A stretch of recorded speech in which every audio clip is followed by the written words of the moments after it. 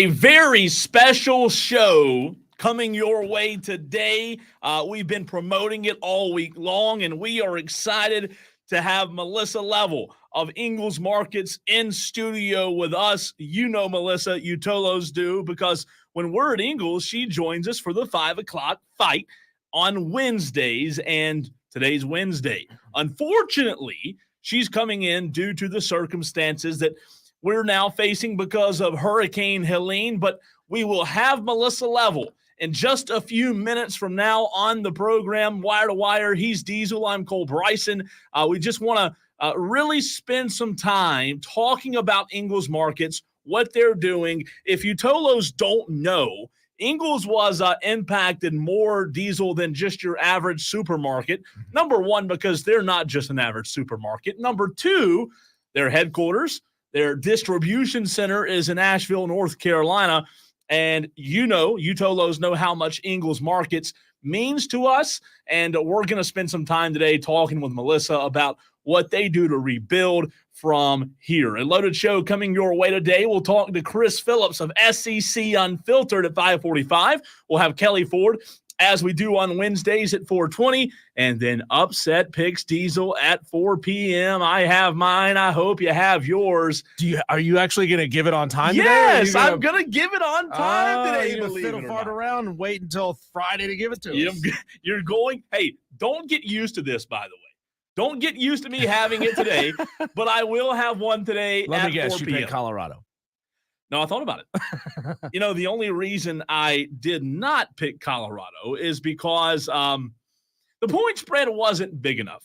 The point spread was not big enough for me to pick Colorado. Melissa Level did get her upset picks in. Jay Wilson just sent it to us. She's on the way. She'll be here sometime in this first segment or during the break after the very first segment. But we're going to talk a lot of Ingles today because Ingles means so much to us here on the Fan Upstate. So good to have you Tolos in the show today. I had someone ask me earlier today, Diesel, a good friend of mine, what's Tolo mean? I hear you say Tolo on the show a lot. It's a great question. Turn on, leave on. That's what we ask you to do on the program. Turn it on, leave it on. You used to be P1s. You're loyal. You're dedicated. You're Tolos. We always, every single day, Diesel, it never fails to have some Tolos chime in and sign their text with Tolo Steve or Tolo Mike. Love it. And the phrase Tolo, believe it or not, is starting to work its way throughout the upstate, just Permeate. as you and I intended Percolate. it to do, right? Yeah, it's everywhere, man. It's just creeping out there. More and more people are catching on. That's one of the weird things about starting a new radio show. Anywhere you go, it takes a solid 6 months to a year for the market that you're going into to even discover who you are. Sure. Right? I've never done one of those big moves across the country to a new city. I've been lucky enough to spend my entire career right here in the upstate. So I've never had to really do that, right? Yeah. I've been able to say, oh, I'm over on this other station over there. You know me from over there. But man, when you start something new, it takes time and people are really figuring it out. They are. They're doing a fantastic job. While we wait on Melissa Level, Diesel, I have a question that I watched this game last night. By the way, football every night of the week is the best thing in the world. Is it though? Oh, it's the best. I don't like it, man. Get out of here with this Tuesday Diesel. night, Wednesday night football.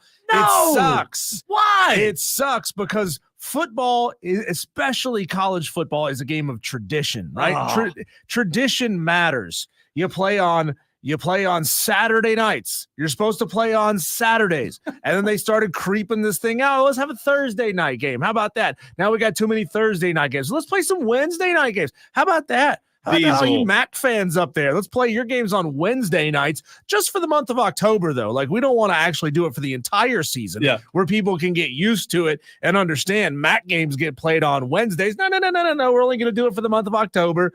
And then Conference USA is doing the same thing on Tuesday. It sucks. I have never disagreed with you more. Look. If we get to go home and look forward to football on a Monday, Tuesday, Wednesday, Thursday, and then on Friday. But I'm a creature of habit, right? Oh. Like I can't figure out NHL because I don't know what night of the week it plays on, right? I know that football is played on Friday nights, Saturday nights, and Sunday nights. It's how it's supposed to be, right? But then with NHL, they're playing Monday and then Thursday and then again on Sunday and then Tuesday. That's true. I'm like, stop with this. Come on.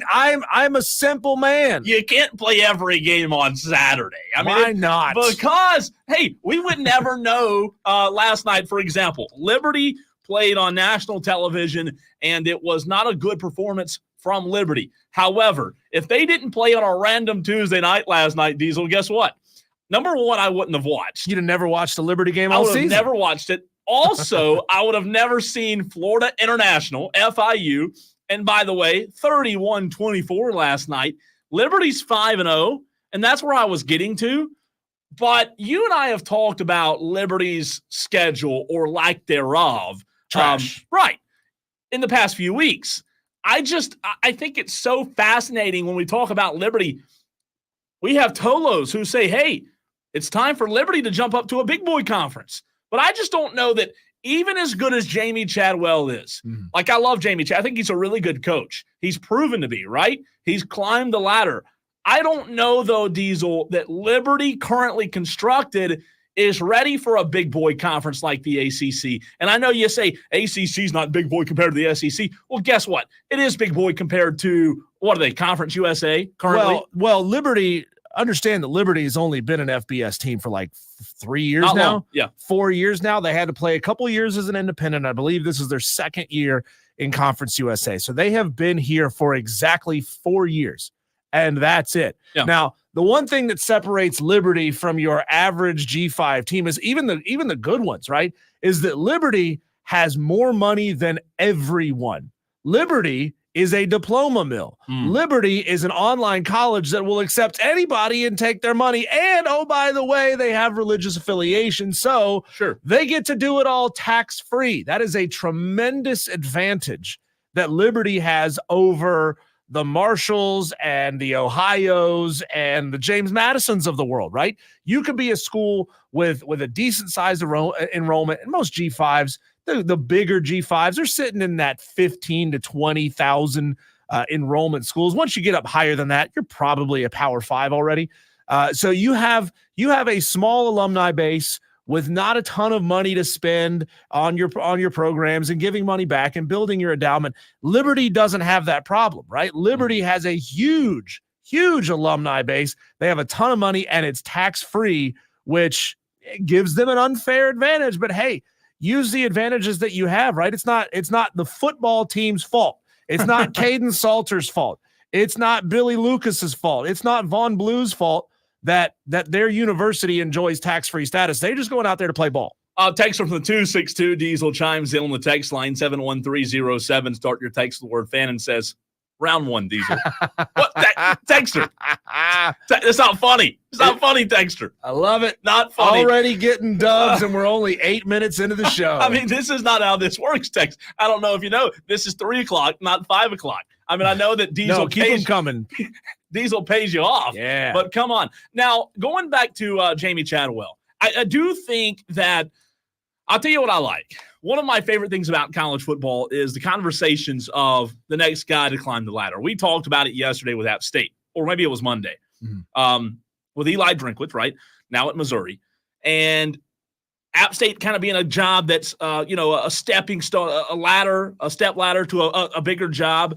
I do think it's fascinating when you have conversations anytime South Carolina has come up in recently, especially with Beamer, when Beamer got hired, and surrounding areas, surrounding programs, Diesel, in the Southeast, especially in the South, when those jobs come open and when we hear of coaches on the hot seat, I do find it interesting to watch the hierarchy continue to rise and continue to watch the cream rise to the top in terms of the coaches climbing that ladder. And I find Jamie Chadwell very interesting in that conversation because we all know he started, right here in Greenville, at North Greenville, went to Coastal Carolina, now at Liberty, and he has climbed that ladder. We talked about it with App State.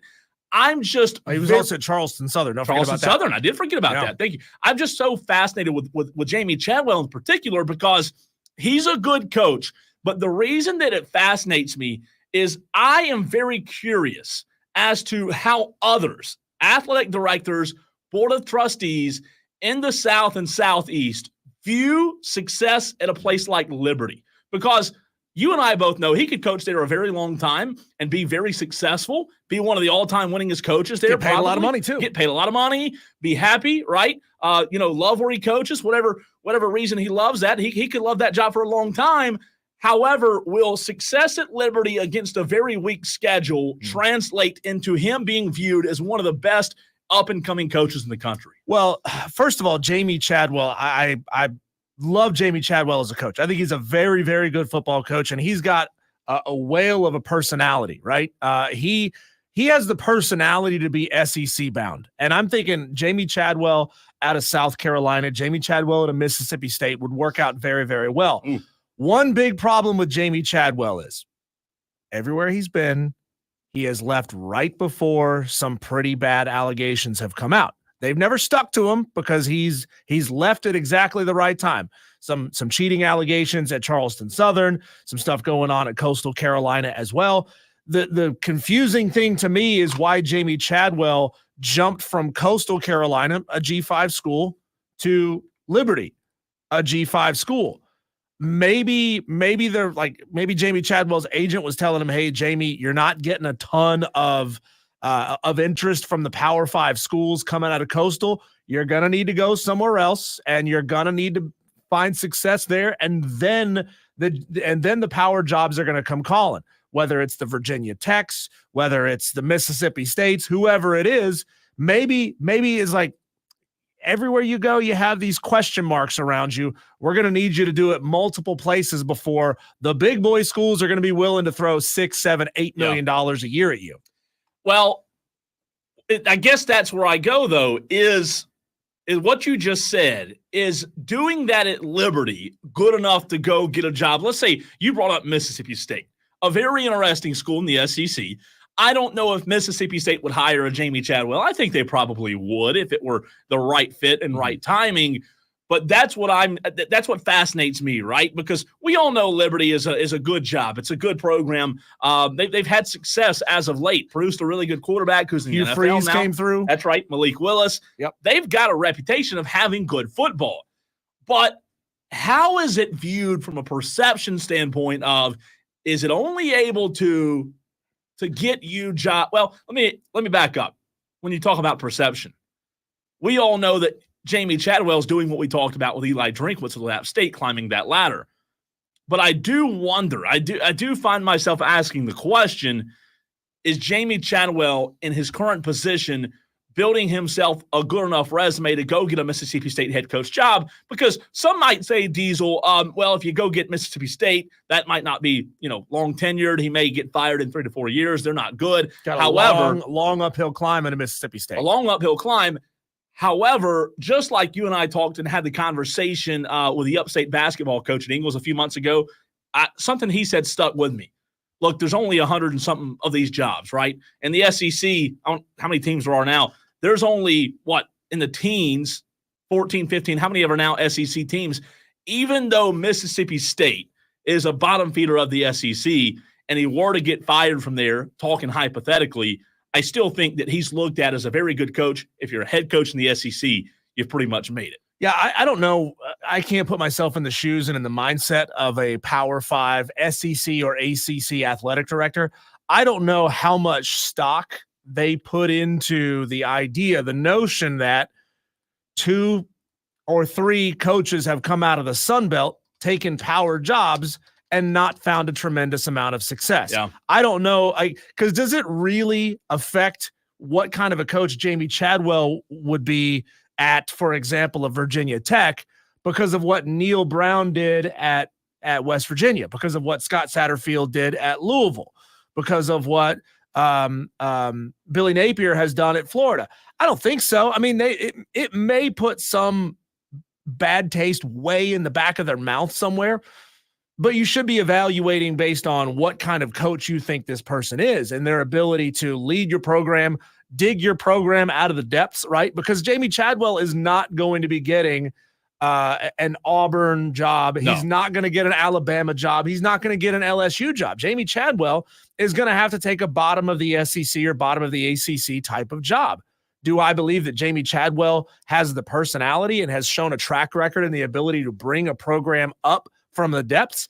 Yeah, I think he could, but he's done it at the G5 level, and maybe there's just some mistrust there. There's always the pendulum swing of our teams that really need head coaches. Are they pulling from the tops of the G5 ranks, or are they pulling from the staffs of Power 5 schools? Well, I'm glad you brought up the ACC, because we talked about a job maybe like Mississippi State for a guy like Chadwell. Maybe it would be better for him to get a start in the ACC. As I go through the list, and you can tell me yes or no here, Diesel, and I'll disagree or agree. When you talk about guys like Fran Brown, Tony Elliott, right, Syracuse coach, Virginia's coach, I do think, and I'm not saying he jumps to an ACC job anytime soon, Troy Taylor at Stanford. I think when you start going head-to-head, Jamie Chadwell versus some of these guys who are at the bottom of the ACC, I think Jamie Chadwell is a better option. And I'm not, those guys, Justin Wilcox at Cal, they've probably coached a long time. Manny Diaz, he's a very good coach. However, I could see him getting a job at a lower ACC school, a lower tier ACC school. Brent Pry, Virginia Tech. I don't know how long he's going to be there, but maybe that's a better way for him to climb that ladder of success. I mean, it's logical to say that Jamie Chadwell is setting himself up to be the next Virginia Tech head coach, right? It's logical to say, hey, you're in the same state, you're in Lynchburg, you're getting to know the high schools around there and the recruiting around there. True. I don't know exactly where all of Liberty's recruits come from, but if a good portion of them come from West Virginia, Pennsylvania, Tennessee, North Carolina, Virginia, all of a sudden, you're the type of guy who shows you can recruit exactly the type of player that they're looking for at Virginia Tech. And maybe that's the holdup. I genuinely don't know. I mean, Jamie has shown himself to be a quality head coach. He won a lot of football games at Charleston Southern, at Coastal Carolina, and now at Liberty.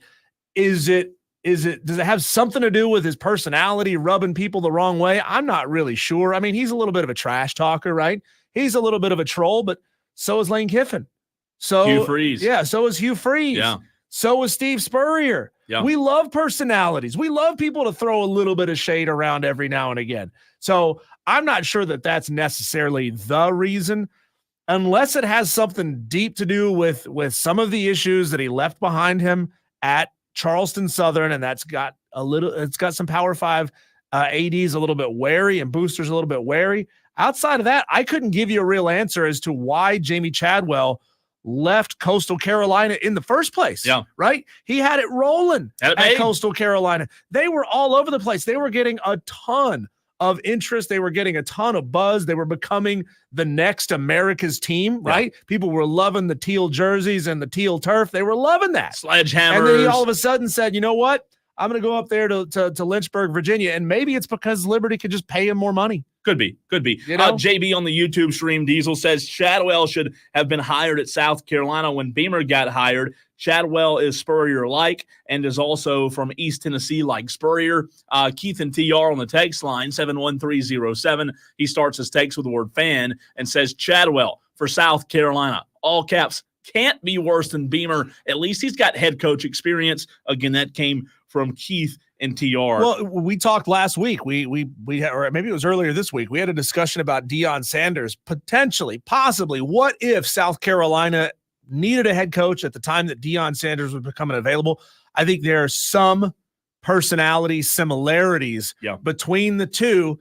Deion certainly has all the star power, but Jamie Chadwell has the mouth, just like Deion does. But to be fair, I don't think him being at Coastal and having success there was enough to get him. And I know South Carolina is not a top-tier SEC Why job. not? Having success at Louisiana got Billy Napier the job at Florida. That's true. Having success at App State got Scott Satterfield a Power 5 job. Having success at App State got Eli Drinkwitz a job. Having success at Troy got Neil Brown a Power 5 job. Well, and all those didn't work out. And that's what I'm saying. Maybe Eli's doing okay. Eli's doing okay.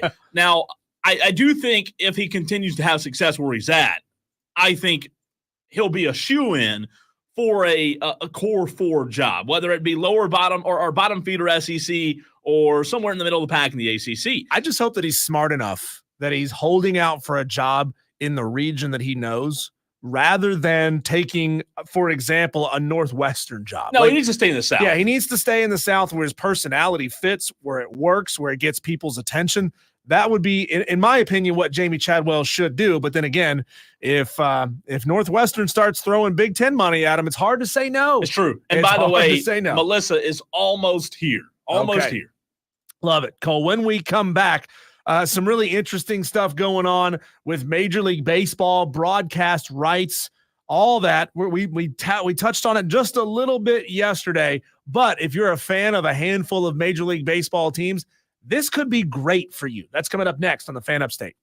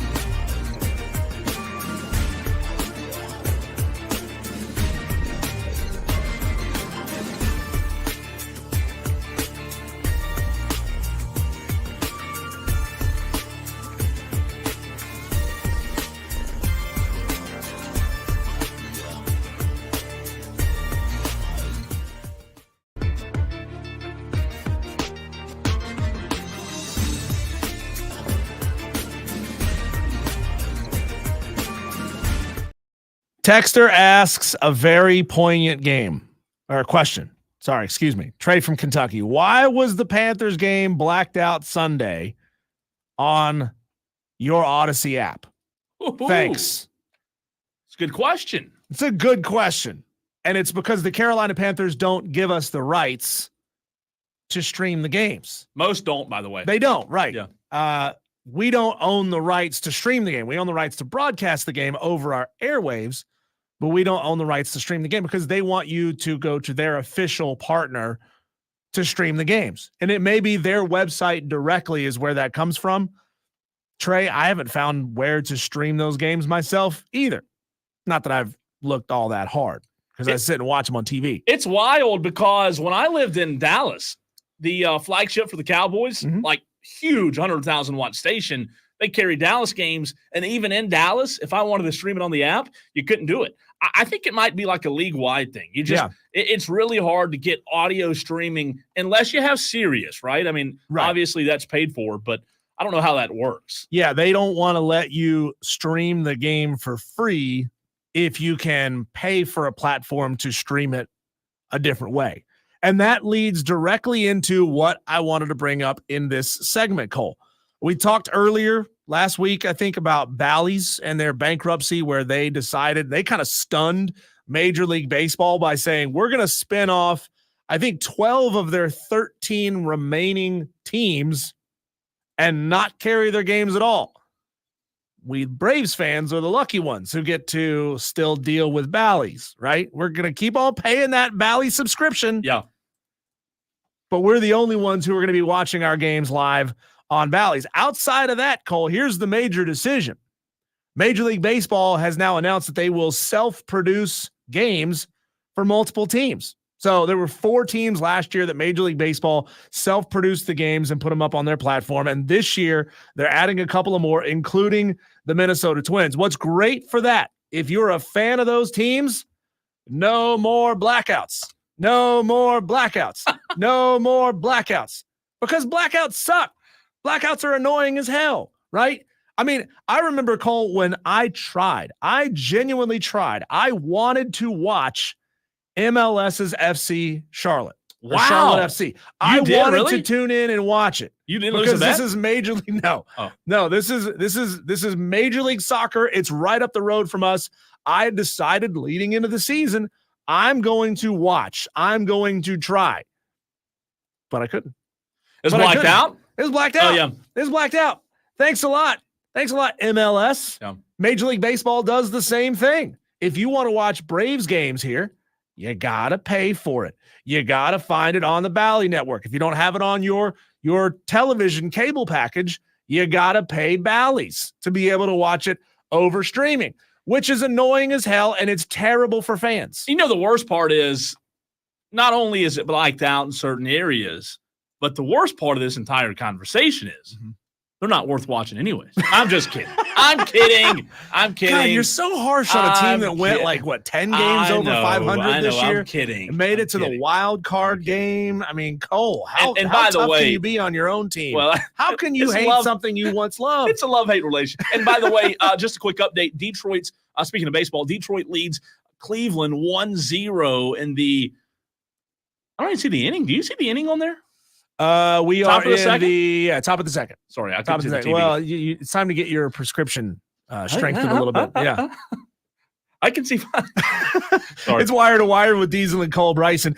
So if you're a fan of a handful of Major League Baseball teams, they're now going to broadcast them themselves. They're going to produce them themselves. And as far as you're concerned, I mean, we've all grown up in the era, Cole, especially over the last 5 years, that you kind of got to hunt and figure out where your game is almost on a weekly basis. It's no longer on the same channel every time, every game, no matter what. It's not like TBS anymore where all the Braves games were on TBS every single time. Don't bring that up. That makes me so sad. I know. It sucks. Oh, going home every day. You could just – I was growing up, set your coming watch through by school, it. you knew. Yeah. You knew you were going to hear it, watch it every day. Didn't matter. God, sometimes I just wish we could go back to simpler times when it comes to streaming. Like, streaming's great. I think it's done so many good things. However, at the same time, I think there's just as many cons as there are pros. Yeah, so they're going to do this basically the way, if you're familiar with like ESPN Plus, if you subscribe to ESPN Plus. I do. Do you? I do. Yep.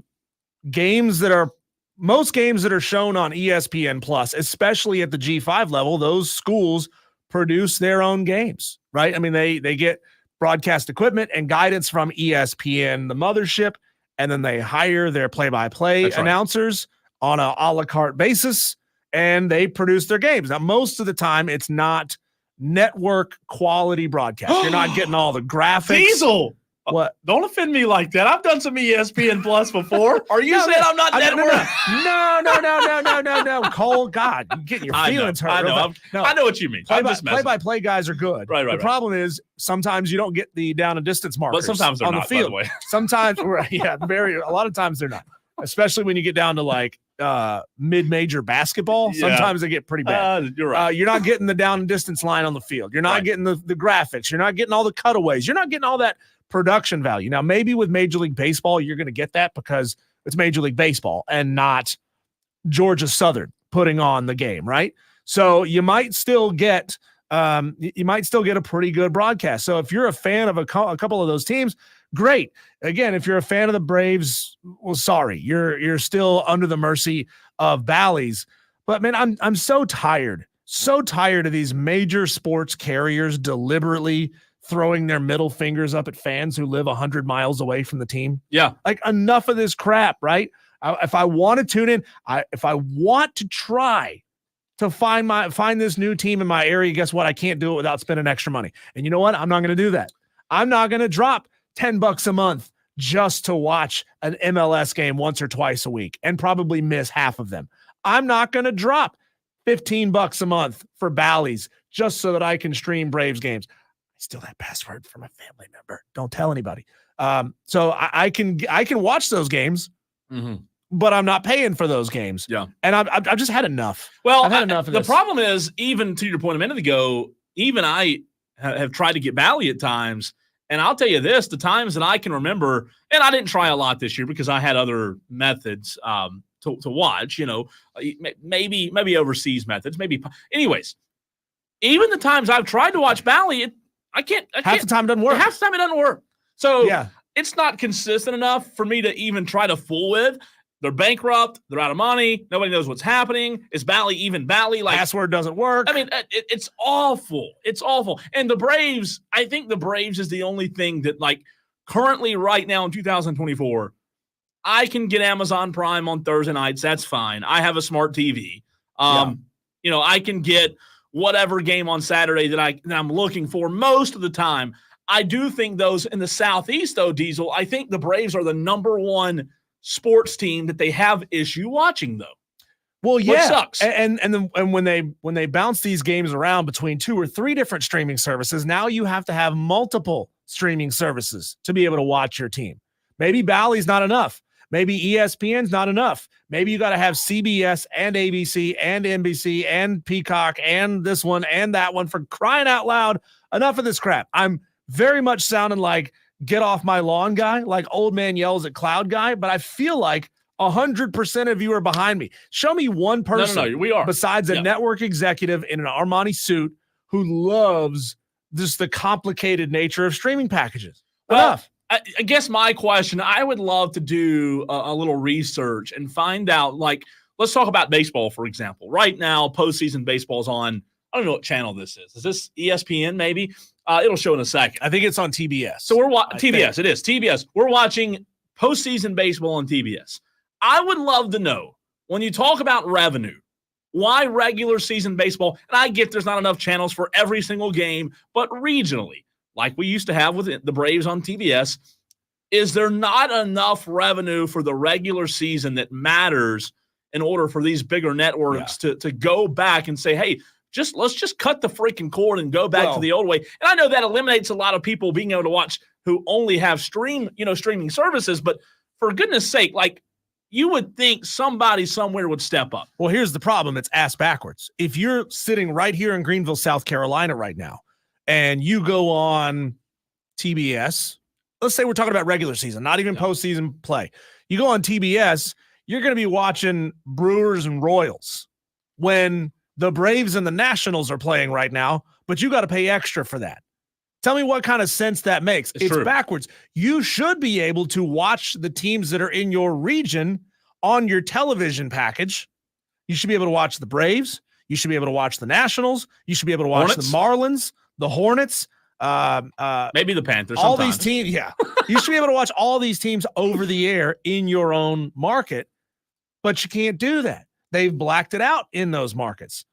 But they'll show you games from halfway across the country you don't give a rip about. What is their reason, though, for the blackouts? Because they want you to pay more money. But again, they don't want to give – listen, you're a Braves fan. They don't want to give you Braves content for free because they know you, living here in the South, really want to watch the Braves. Yeah. So you, being a Braves fan, because you've grown up in the South, you are willing to spend the $10 a month to make sure you can watch every single Braves game. I'd love to know, though, are they making more now versus when you're able to have Braves fans watch and produce ratings, which generates revenue, right? Like, is this working? That's what I want to know. Streaming numbers, is it actually working? Streaming numbers are more valuable to them than over-the-air ratings. Which, that's true. It's true. Yeah. It's frustrating, though. It's super frustrating. And I'm not a soccer guy, so I can't really get into the entire MLS thing. Like a texter, for example, texter said MLS is blacked out everywhere. They force you to Apple TV to pay for the MLS package.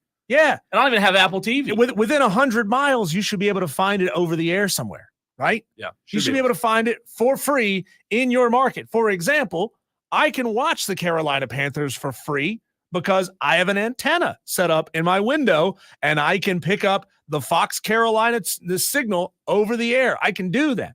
You can't do that with Charlotte FC. They don't put it on the air anywhere. You can't watch it. It's stupid. It doesn't make any sense. The one good thing coming out of this, Cole, is I think we're starting to see a lot of these different companies figure this out, and they're starting to bundle stuff together. For example, and I've got the ESPN Plus Disney Hulu bundle. Yeah. So I'm saving a little bit of money doing it that way. But still, if I want to watch games that are on CBS, I got to download and pay for Peacock or Paramount, whichever one it is. Well, I'll tell you this. YouTube TV is not – I've said it before. I'm a big fan of YouTube TV. It's not an ultimate fix, right? I don't think there's a streaming service out there that is an ultimate fix right now. That there's no perfect way unless you're just spending bucos of money. We talked about before how much it costs to watch every NFL game this year, right? And I bit the bullet a few weeks ago, and I'm already regretting buying NFL Red Zone. I haven't found myself using it as much as I thought I would, and it's very, very expensive. NFL Red Zone is, by the way. It's not cheap on YouTube TV. So it really I find myself very pleased with YouTube TV and having a Roku where I can get like the smart TV accessories and features. However, going back to the texter, Apple TV. I don't have Apple TV.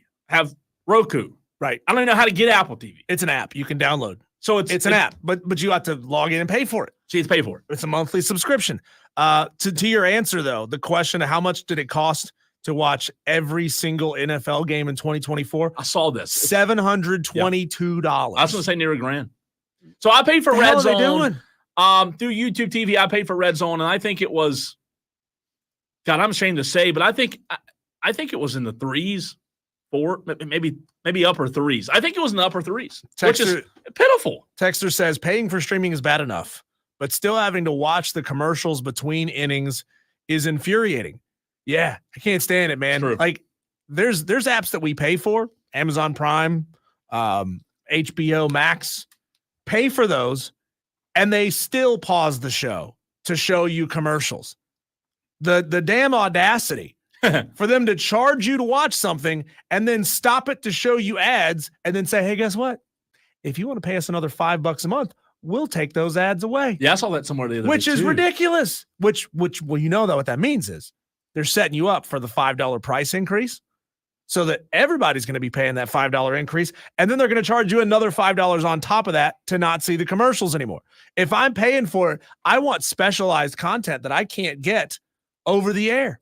Like if I'm watching a Braves game over the air and they go to commercial break, I want to be able to watch an interview with Brian Snicker playing during the commercial, something produced, something where I can actually learn something and be smarter for doing what I'm doing. How many streaming services do you pay for? Oh God. I see these ads outside all the time. of YouTube TV. I know you've got YouTube TV as your service. It's funny you said that. I saw an ad recently where it's like, hey, how many streaming services are you paying for? This app that connects to your bank account, that's the new timeshare cancellation industry is the banking, see how many things you're paying for that you don't even use anymore. I did do it one time, and it was kind of helpful, kind of not. It makes you more shameful than anything. I think I pay for YouTube TV, ESPN Plus. I do have Prime because that's Thursday night. 3. I do have Hulu. 4. And I'd be willing to say there's 2 more. So I'd say 4 to 6. My household pays for 7. Really? 7. Now, I'm counting ESPN, Disney Plus, and Hulu. Those are bundled together. Oh, is it really? Yeah, those are bundled together. But technically, you could still pay for them all separately. We pay for Peacock. We pay for Paramount, Prime, and Max. And then we're using other people's logins to watch Netflix, Bally's. I have Netflix. And a handful of streaming channels. Yeah. Again, don't tell anyone.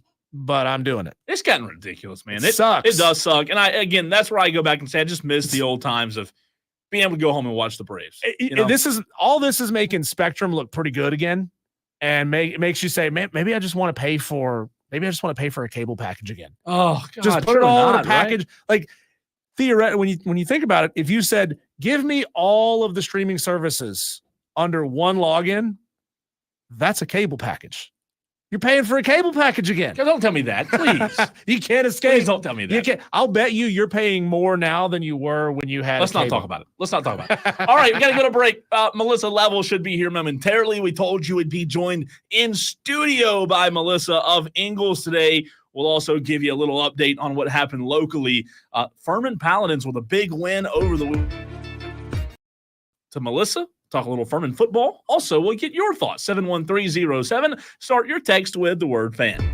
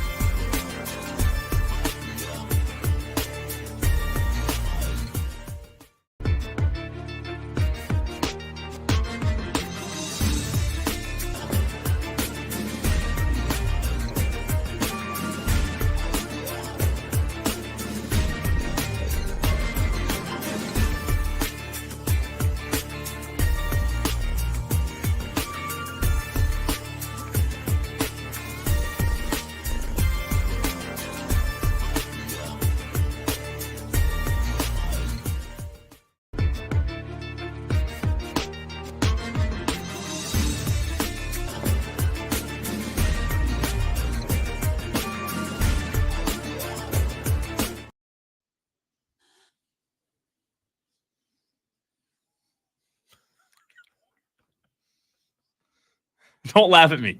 Don't laugh. I'm just watching you on the stream. I can't find my water bottle. I don't know what I did with it. I just literally, during the commercial break, went to get water, and I don't have my water. Do you see it over there? You left it out there. I bet you left it out there. Oh, my word. How do you – I bet it's so over there. good to be hydrated I on know. this side I of the bet board. it's over there. Welcome into Wire to Wire. This is what you get sometimes. Just random off the walls. In television, they call them interstitials. What? Interstitials. Oh, interstitials. I like that. Can I write that down? Sure. Give me a pen. Interstitials.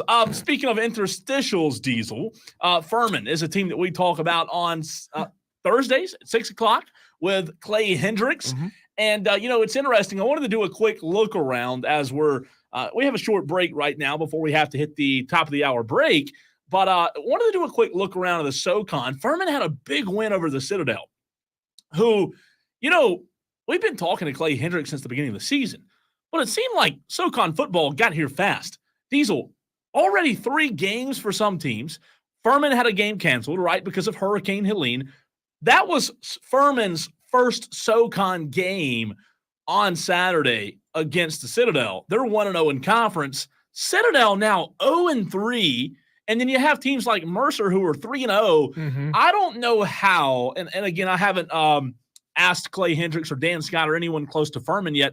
I don't know how they're going to do these makeups with potentially a Samford game that was supposed to be played a couple of weeks ago when we got hit by Helene. That is you look at the conference, you would think that game's going to be super important.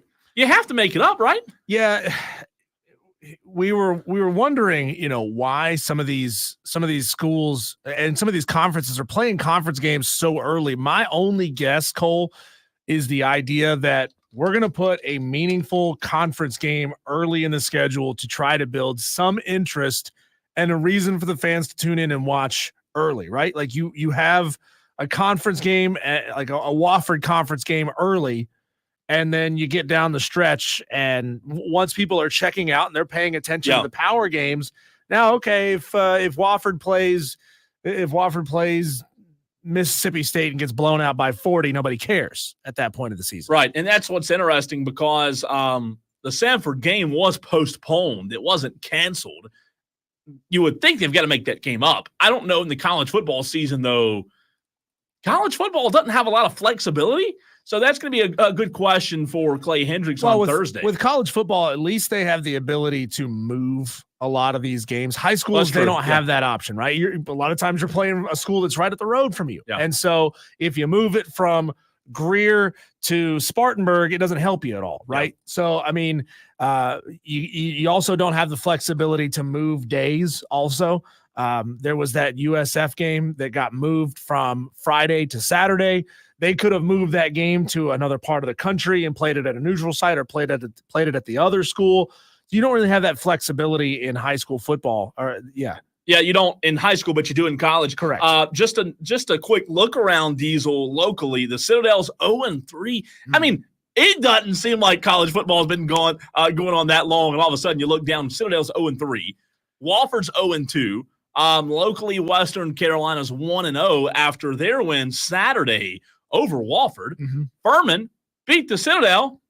A 1-point game, a very close win for Furman. They're 1-0. Mercer not too far from us, but they lead the conference 3-0. There are some teams that have played 3 conference games. There are some that have only played 1, like Furman. I do think it's not talked about a lot because we talk about SEC and ACC football, Big 10, Big 12. But I do think that the SoCon's one of the more fun conferences to follow. Isn't it interesting how the way FCS football is built and leading teams into the postseason, it's the exact opposite of the way FBS football is built. I mean, winning your conference in the SoCon is a big deal because you just won your conference. However, that doesn't mean anything as far as getting you into the playoff. So you win your conference, you get to put that trophy on the shelf, and that's great. But it doesn't mean anything as far as getting into your FCS playoffs, which I think now is up to 20 or maybe even 24 teams, which is just ludicrous. Is that many? When we come back, Cole, it is time for your upset picks. I looked down the list and I found a couple of more games that I'm interested in, and I'm going to play a game. I think I'm going to play a game that I didn't even mention yesterday. We'll get your upset picks next on the Fan Upstates.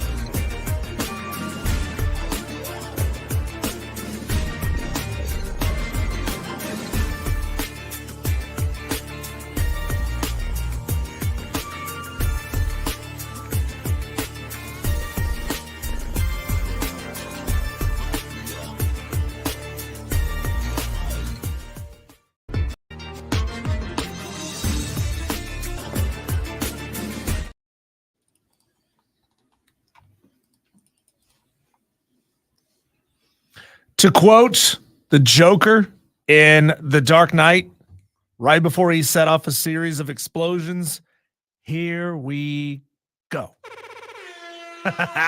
The Upset Picks Challenge is officially open for week number 7.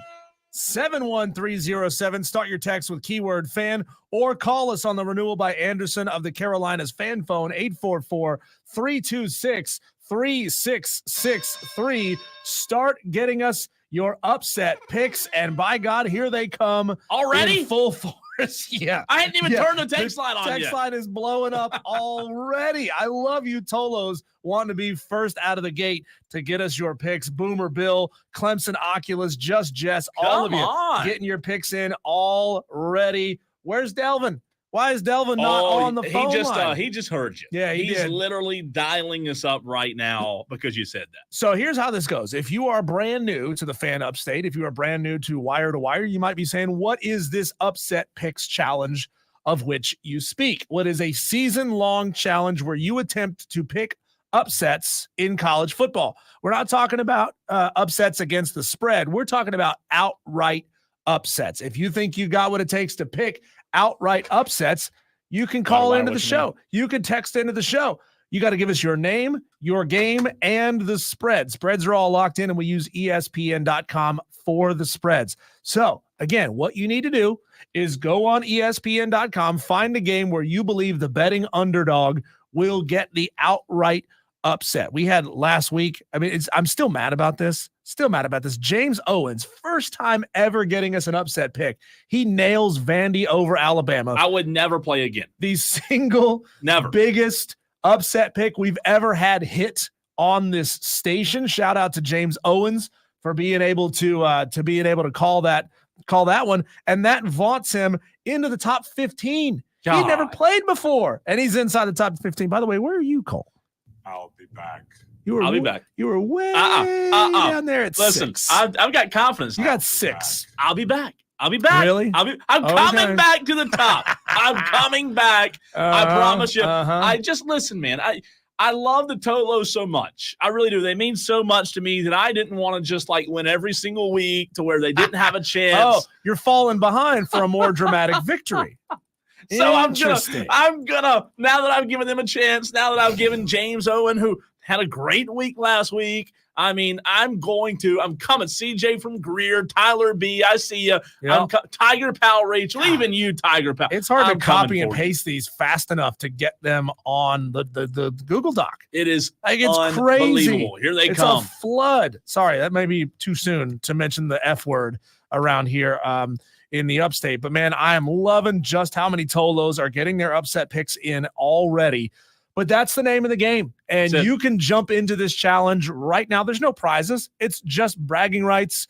You get to hold on to the crown for the year. I mean, I'm telling you, if you start playing this game now and you end up in the top 25, you're doing really, really well for yourself. Look at this. 1, 2, 3, 4, 5, 6, 7, 8, 9, 10, 11, 12. In the last minute and a half, 12 Tolos have gotten their upset picks in that are continuing to string. JT and Greer, we see you. Greenville Gamecock, Luis, CJ, Tyler, Matt J, Scotty Mack, Boomer Bill. I mean, they're coming in. I love it. And to your point, here's my issue. I know, there are some Tolos out there that have not played yet. And what's your excuse? This week's the week. I want some new Tolos. That's what I want. Number 76. No excuses. Play like a champion. What are the first 75 rules? I don't know. Rule number 28 is never walk away from a fellow crasher in a funny hat. Oh, interesting. Yeah. Interesting. So to give a quick rundown, I'm not going to go through all 85 Tolos who have points already because good God, that's huge. We have more Tolos with points right now than we typically have total unique Tolos play in the game that we've had in years past. So that's a testament to you, the Tolos, all of you who are new here, getting in, being a part of the game. Twisted Whisker is in the lead with 43 points. Unbelievable. He's been on a heater. So has Noel. He has 38. Josh Pate from the Late Kick Show. He has 37 points. Amazon Guy has 31.5. John Dog has 30.5. Buckeye Bryan and Brandon Gosnell have 29. E. Thoughty has 27.5. Justin L. 27. Greenville Gamecock has 24.5. Brandon from Moore has 23.5, as does Jake Crane from the world-renowned Crane and Company show. Great thing about this, Cole, is not only are you playing against your fellow Tolos, you're also playing against the big dogs, right? Reese Davis, Kirk Herbstreit, Desmond Howard, all those guys, they're all on the board. We use their picks on the Superdog picks. Yeah. On their on College Game Day every week as their upset picks. And some of them are doing real well. Reese Davis has 23 points. He's sitting at 13th place right now. Who else is doing well? Cole. Like nationally known people who are doing well. Lee Corso has 14.5 points. He's doing real well. You go down the list. Stanford Steve has points. So many. Kirk Herbstreit has 8.5 points. You could jump ahead of Kirk Herbstreit by picking one good game this week. I want to hear yours. I'll give you mine, but first, let's go to the Tolos who have dialed us up, Diesel, on the phone lines. It's the Renewal by Anderson of the Carolinas fan phone, 844-326-3663. You can get your upset pick there as well. Delvin, we're coming to you in a second. Dewey was first. This could be interesting. It could be entertaining. It could not be. Dewey, what's up? What's your pick, buddy? Yes, I got South Carolina over Alabama. Very big surprise there by What's me. the spread on that game, Dewey? By 2. No, what's the not. spread on the game, Dewey? 25. 25. Is it that much? I don't know. I'm looking now. Sounds about right. I remember we were looking at God. this. Is it that Is it up much? to 25? Because it was like 22 yesterday. If it's been Please better, don't tell me it's up to Thank you, Dewey. 25. We got your pick. Whatever the points was at Yeah, 3, let's just give it to him. give it a 3. Yeah. No, I'm saying whatever locked it in. I'm saying we'll whatever do it is, we'll find it. We'll get it to you. Yeah. So let's look at South Carolina, and I don't know that that's going to be a real popular pick this week. No, we normally have a lot of Gamecock fans who like to crow and get their picks. It's worth 21 points, by the way. Okay, 21. We usually have a lot of Tolos who will pick South Carolina, probably picking emotionally more than they are with their brains. But I don't know that we're going to have a lot of Gamecock fans pulling that one this I don't week. think so, and I don't think you should. Let's go back and talk to Delvin. What's your upset pick, Delvin? Let me go with USC plus 5.5 over Penn State. Ooh, home game for USC, Penn State, top 5 in the country. This one should make a lot of Penn State fans nervous, Delvin. You know, only 5.5 points traveling across the country. You're highly ranked. You're playing an unranked team, and you're only 5.5 point favorites. Yep. Unbelievable. I like it. Thanks for the call, Thank Delvin. you, Delvin. Now, That's one that I looked at. Penn State's favorite. Oh, Penn State's favorite, but Southern USC Cal? is the home team. And USC, obviously, they lost to Minnesota last week, so that's not a good look for them. But they got off to a hot start, beating LSU. I understand why Miller Moss. I understand why people are high on USC, but the fact that USC has fallen all the way out of the top 25 that is shocks me. You know what? That's an interesting game. I don't know if I would take that one. Let me tell you my philosophy, Diesel, on this week's Upset Picks Challenge. I don't like to lose, right? However, in the Upset Picks Challenge, I have been losing a lot lately. I have not been doing good. My philosophy this week is if I can lose earlier, it's better because I don't have to mope about it all weekend. I'm going to go ahead and get my loss out of the way. Really? And at the same time, Diesel, I'm going to swing for the fences. Ladies and gentlemen, my upset pick tonight. New Mexico State as a 21.5 point underdog, Diesel. They're going to go into Jacksonville, which I guess that game's okay. It's not being affected by the hurricane. They're going to go into Jacksonville and beat Jacksonville State, who is a 21.5 point favorite over New Mexico State. New Mexico State's 1-4. Jacksonville State's 2-3. Give me New Mexico State. We have a Tolo who is breaking the rules. Uh-oh. What happened? Bland got his pick in on the stream. Oh, by the way, I'm sorry. I said Florida. Jacksonville State's in Alabama. It is in Alabama. My apologies. Bland, we don't accept picks on the stream, and that's because the stream moves so fast with all the Tolos in there chatting. we could lose that pick very, very easily. I already have. It gets buried. It's like 30 messages deep really, really quickly. So we ask that everybody who wants to make a pick, text it in to 71307. Start your text with keyword fan. Give us your name, give us your game, and give us the spread. That's what we need from you. Thank you, DB. I just now saw your message as well. Jacksonville State and Alabama. That's my bonehead of the day. I don't know. I guess Jacksonville. You think it's in Jacksonville, Florida, but no, Alabama. Well, you don't think Jacksonville, Alabama. Well, the funny thing is that Jacksonville State is not in Jacksonville, and the University of Jacksonville, I don't think, is in Jacksonville either. Are you kidding me? It doesn't make any sense. What? What are these Floridians doing down there? For real. We got a lot of messages to get to, a lot of picks to acknowledge. And by the way, if we don't read yours, it doesn't mean we didn't get it. There are like 1.5 million on the text. Just Jess taking Arizona State +6 over Utah. Clemson Oculus wants Stanford +23.5 against Notre Dame. He's swinging for the fences as well. Boomer Bill taking Oklahoma over Texas +15. Horns down. Good thing for you, Boomer Bill. That's not a penalty in the SEC. It would be if this was the Big 12. Scotty Mack taking Vanderbilt +13.5 over Kentucky. He's calling the big upset 2 weeks in a row from the doors. How about that? Matty J wants Wake Forest over Clemson +20. Tiger Powell Rachel taking Coastal Carolina over James Madison for 9.5. Tiger Powell Rachel, I am with you on this one. I think we picked the same game last week as well. I am taking Coastal Carolina +9.5 against James Madison. JMU can score a ton of points. That's tomorrow night. 70. They put up 70 on North Carolina. And then 2 weeks later, they followed that up, scoring only 19 points against ULM. JMU hasn't put up 2 bad performances in a row, but Coastal Carolina is very consistent, scoring 28 points a game every single game at least. Yeah. No matter what. They're averaging 38 points a game.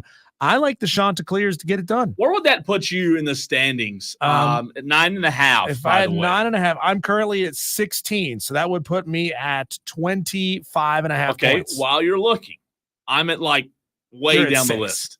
You're a 6? 6. That's because you picked South Carolina to upset Kentucky a couple of weeks ago, and you've fallen all the way back. If actually, let me go back up and ask you this: when New Mexico State upsets Jacksonville State tonight, 21.5, where will that put me?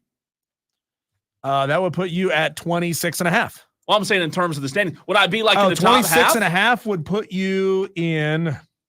Believe it or not, I can add. Assuming no one else scores temporarily right before everybody else starts scoring points, that would put you in the top 10. Let's go. That would put you at 10th place. I'm getting it tonight. I'm telling you, it's happening tonight. Calling it. New Mexico State as a 21. By the way, this is the second time this season I have taken New Mexico State, and if they don't produce tonight, I'll never take. Next week you're going to take Purdue again, aren't you? I don't know. What is New Mexico? Is Lobos or is that New Mexico? That's New Mexico. New Mexico State are the Aggies. And they've got a cowboy as a mascot with his 6-shooters. I'm going Aggies tonight, man. I'm fired up. I like it. Hurricane Jeff just chimed in. Oklahoma +15 over Texas. And Perk took that game as well. I don't know. Is that a new entry? Maybe not. I don't know. I'm friends with Perk. Okay. I don't know that he's picked a game yet this season. I'm telling you, Diesel, the game that Perk and Jeff just picked Oklahoma over Texas. I know Texas is world beaters. They're the best team in the country, it looks like, right? One of the best teams in the country. But I like that game. I like that game a lot, rather. I really do think that rivalry, the Red River rivalry. Shootout. Whatever you want to call it. If I'm going to call it Twitter, I'm going to call it the Red River Shootout. You can't make me call it the Wed Wibble Wibble. You don't have to. You can't make me call it the Wed Wibble Wibble. I'm going to. You can't make me call it X. I'm going to because it's a challenge to say it. So I'm going to see if I can say it correctly. Red River Rivalry. Say that 10 times fast. Say it 10 times fast. Do it. All right, ready? Red River Rivalry. Red River Rivalry. Red River Rivalry. Red River Rivalry. Red River Rivalry. You got 4.5. I got 4. That's as far as you can get. Rivel. Wed Wibble Wibble. Wed Wibble Wibble. That's terrible. Wed Wibble Wibble. Here's the text of the day. You ready? Amazon guy. Should I pick with Cole since he cursed me?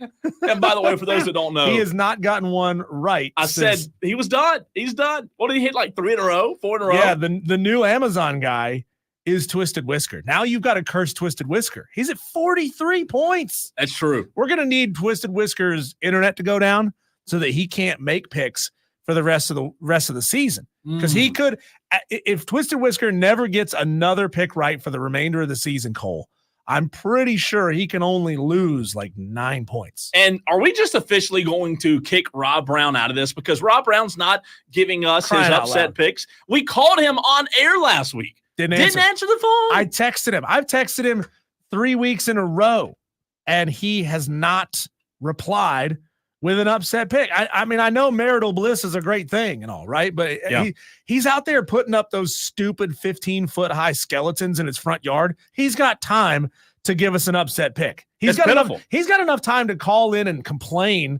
that we don't get him into the upset picks challenge. Yeah. But he doesn't actually have time to give us an upset pick. It's unacceptable. It doesn't make any sense. It really doesn't make any sense.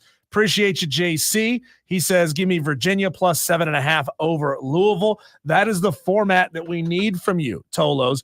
Give us your name, your game, and the spread. We use ESPN.com for the spreads. They are locked in as of 3 p.m. on Wednesday. There's no changing your picks after you've made your pick. So, for example, if tomorrow comes around or Friday comes around and you say, I don't really like this game anymore, too bad. You can't change it now. And by the way, Perk is new. Perk is new. How about that? A new one. Coach AJ wants Vandy over Kentucky. Dewey took South Carolina plus 21 against Alabama. Let's see. Hurst took Arizona State over Utah for 6 points. Delvin, he called in. He wants USC plus 5.5 against Penn State. Let's see. Nashty gets Vandy plus 13.5 against Kentucky. Nashty, I believe, you get this wrong, Nashty, you're off the board. Oh, Nashty has to go. Nashty has half a point, Cole. He's done. Nashty has half a point. So we have a couple of Tolos that need to make sure they get a pick in. Mike M., Ruby Downs, Shane and Sugartit, and Nashty. All of you have fewer than 2 points or 2 points or fewer. And if you don't get a pick in this week, you're off the board. I'll tell you what, man, this has been incredible. I mean, just today, a ton. I'm counting. I mean, it's over 20, over 25 in the last, 15 minutes. I mean, it might be over 30 by now. A ton of Tolos getting in. I do think there are some winners this week. I really do. I think that there are some games out there. I know I've talked about Oklahoma, Texas, but I really do think there's some winners, man. There's some interesting ones. I took Coastal for 9.5 against James Madison because now I know, like, I'm not going to win this. I was looking real hard at Utah, Arizona State. Yeah. But that's only worth 6 points. And I need more points than that if I want to work my way up the leaderboard here. Speaking of winners, Kelley Ford, K Ford ratings next.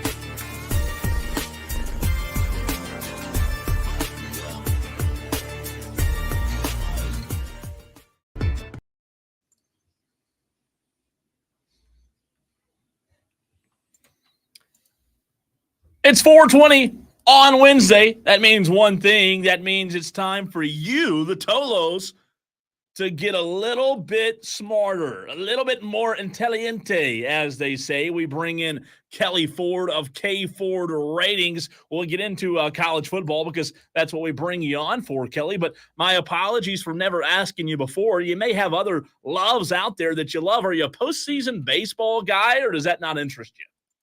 Hey, guys, thanks for having me. I appreciate it. I do have other sporting interests outside of college football. Unfortunately, baseball is not one of them. So I am aware that the postseason's going on. I think we're in the DSs maybe, but I am not keeping up. I'm sorry. Oh, come on, Kelley. A sport that is so idiosyncratic with its statistics doesn't interest you?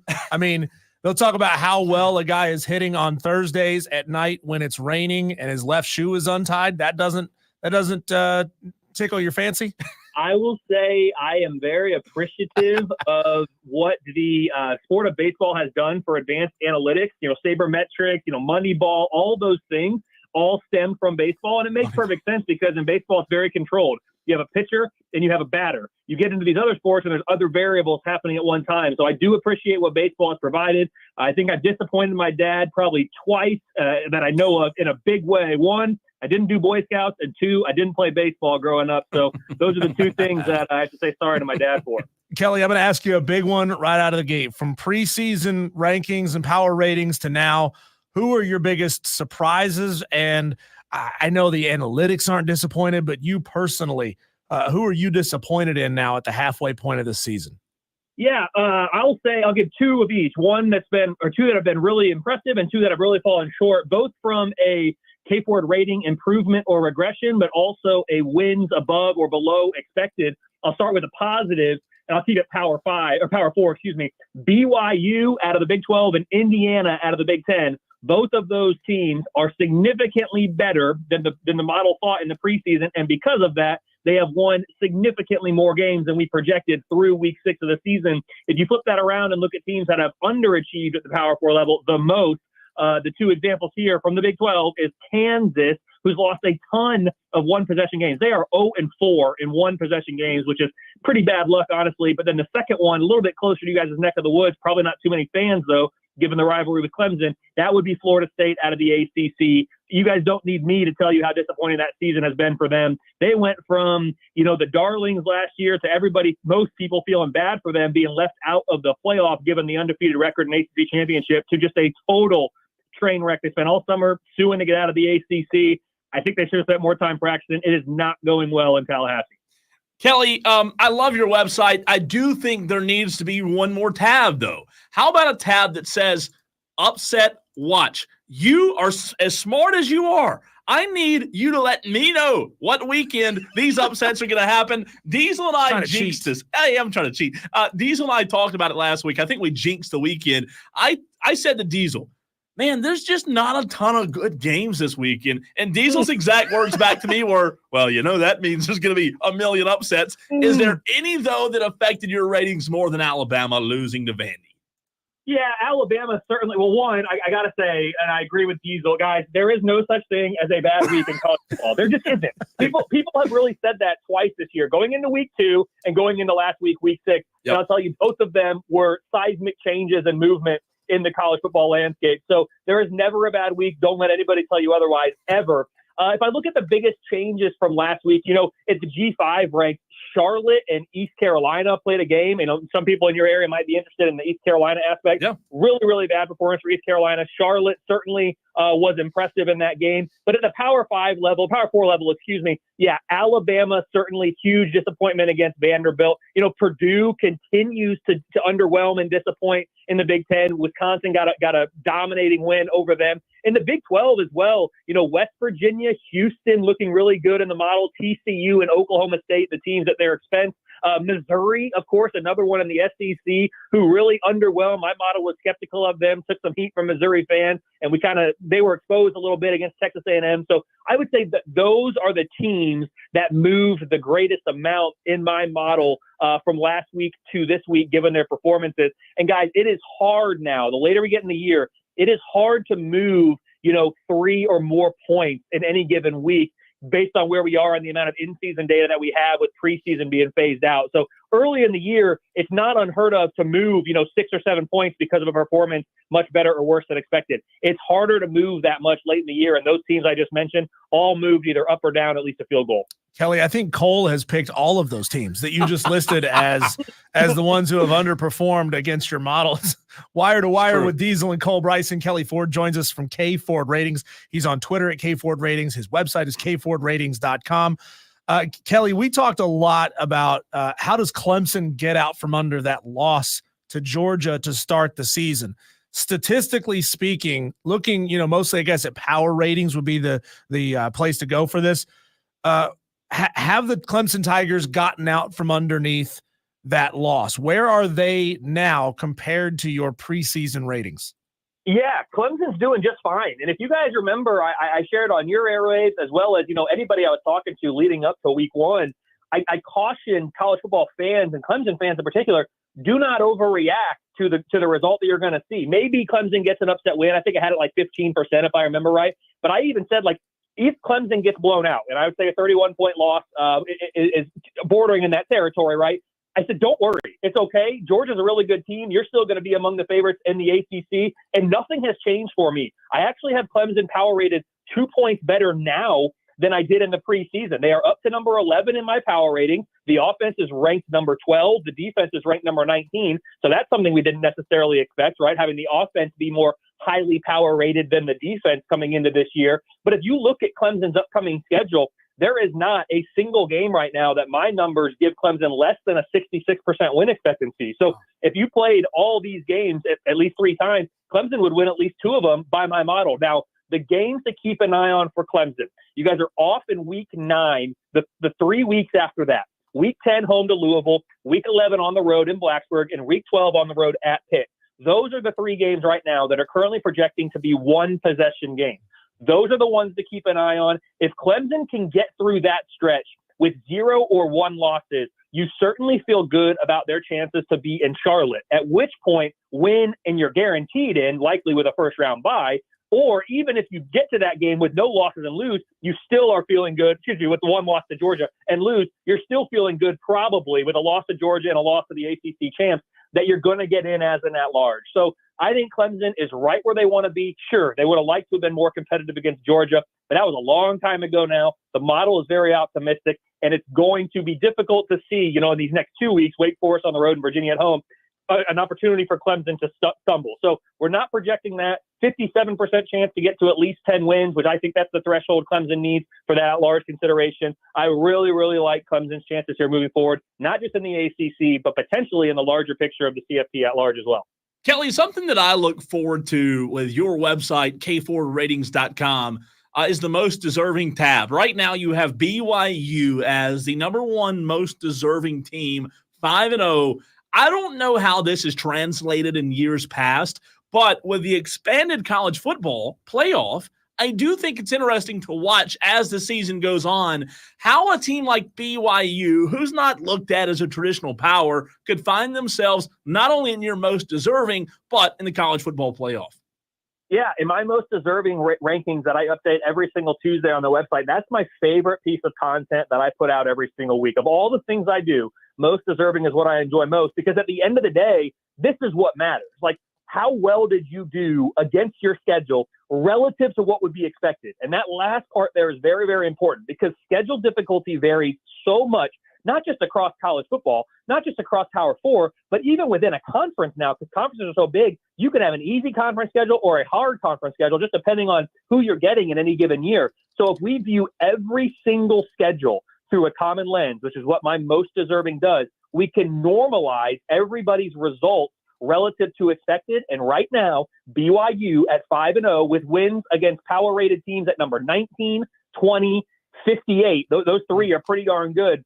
Nobody has a more impressive record relative to their schedule played than BYU right now. You're right. We're not used to having BYU in this conversation. This is the best BYU team we've seen, certainly since the COVID year. And if you take that year out, maybe the best BYU team we've seen in the CFP era. And guys, here's the catch.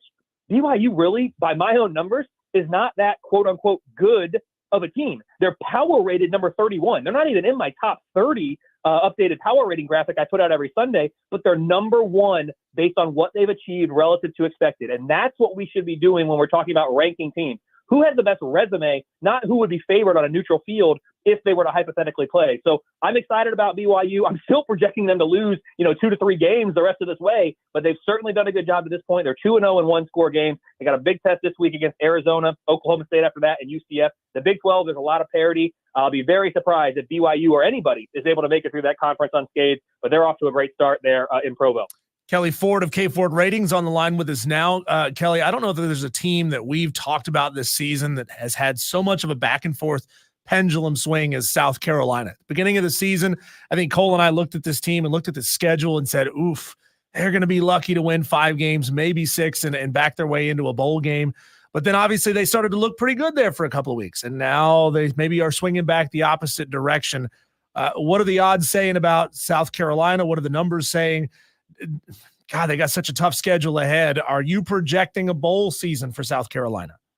So my numbers on top, you're right. It's been a swing of emotions, from the underwhelming win against Old Dominion in League One to the resounding win against Kentucky. You're competitive and maybe even should have won the game against LSU, dispatch of Akron, and then Ole Miss happened. And you knew Ole Miss was going to come out firing and upset because of what happened to them just the week before against Kentucky. So I'm not all that surprised that we got that result in terms of score line. I am a little bit surprised at how South Carolina played. They were downgraded about 2 points in the model this past week, which is pretty significant as bottom 15 nationally. But still, since the preseason, South Carolina is up 1.8 points in the model. So still a better team right now than we projected at the start of the year. To directly answer the question, 73% chance to go bowling for South Carolina. This is a defense that's really good. And coming into the year, we thought they might be pretty good. Right now, they're number 18 in the country on that side of the ball. The question remains what I've had since the preseason, since talking to you guys in June or July. I said, what is the offense going to look like? And so far,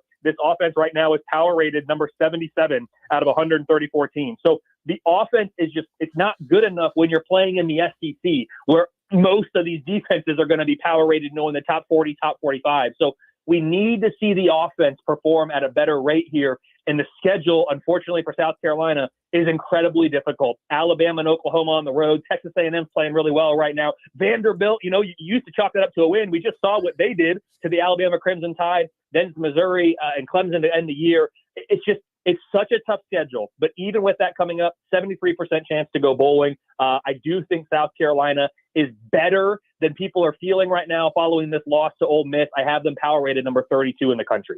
Kelley Ford, K Ford Ratings. Kelley, the ACC is interesting right now. You have SMU, Miami, Clemson, all undefeated in conference play. And you look at who SMU lost to. We just talked about them a minute ago. But when you look at those three, the three-headed monster, if you will, in the ACC, what do your models say about how each of those would match up against each other?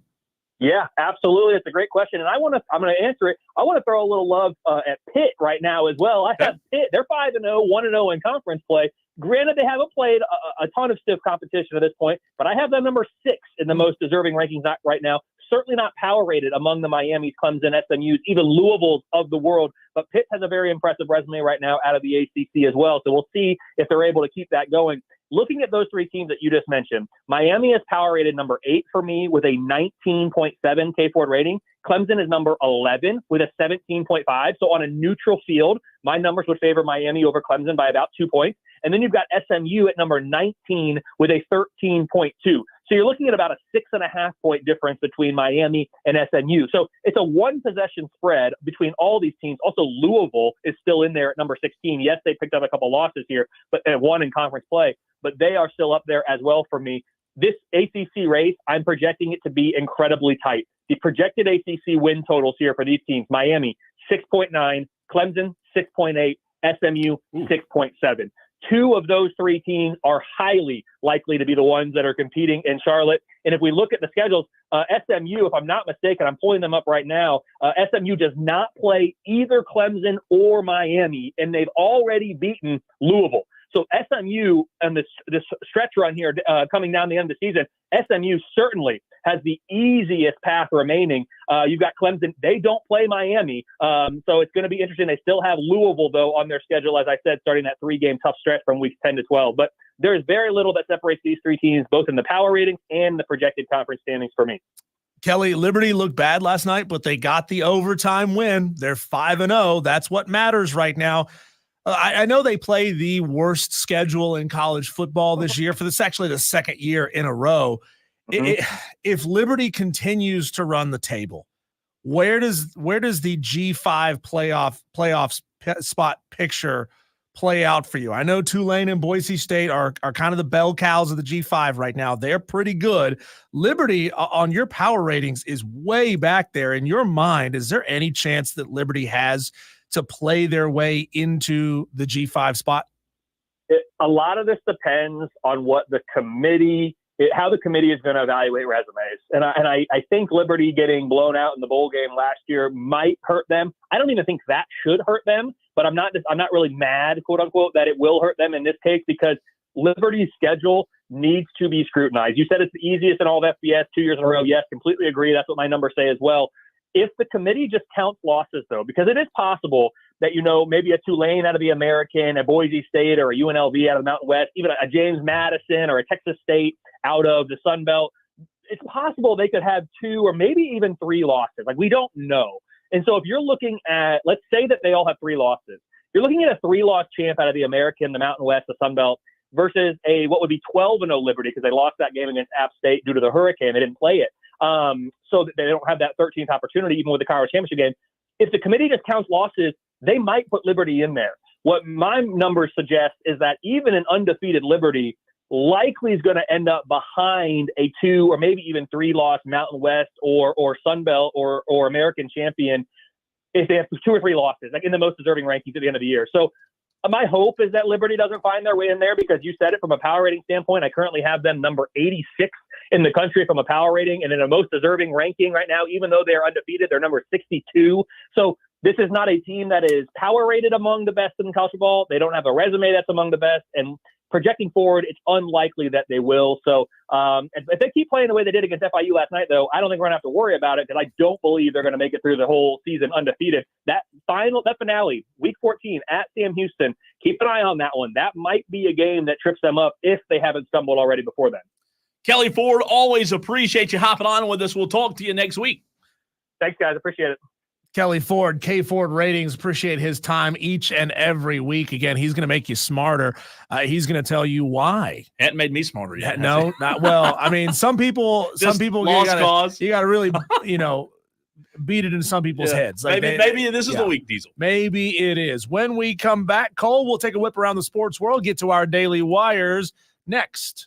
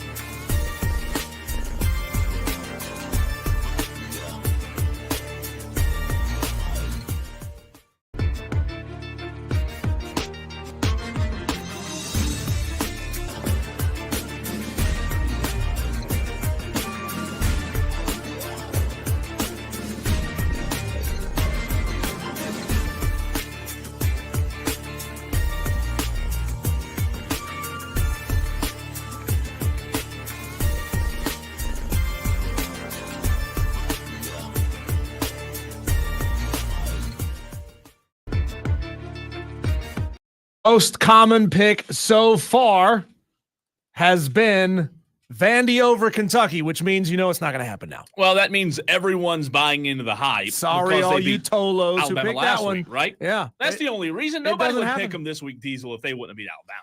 It's Not time. one. It's time to take a whip around a sports world, Cole. These are called the Daily Wires. This is the buzz happening out there. After 147 years, Wimbledon is making a big old change in how they do things. They are ditching line judges and going AI.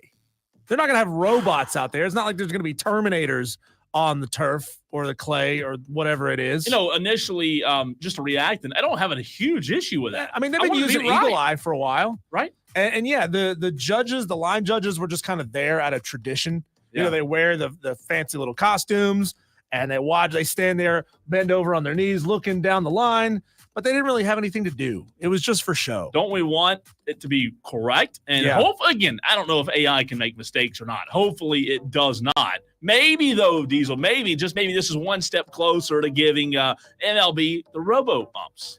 The Australian and U.S. Opens have already implemented electronic line judges. That's the Eagle Eye tech. The French Open still uses human judges. The chair umpires will remain, however. So whoever the next John McEnroe is, they're going to have somebody to yell at. Like, what are you going to do? Yell at a computer screen? No. Major League Baseball is taking over production for 3 more teams, including the Twins, after the Bally Sports bankruptcy. You're going to, I guess, going to be going to MLB.com to watch your games? Not entirely sure, but they're taking over. Drake May will start this week for the Patriots, their Week 6 game against Houston. The Patriots are 1-4. Well, again, this kind of goes back to Bryce Young and Dalton conversation. Has Drake May learned enough in the first 5 games to come in and now all of a sudden get this franchise? I mean, look at the responsibility he's now tasked with.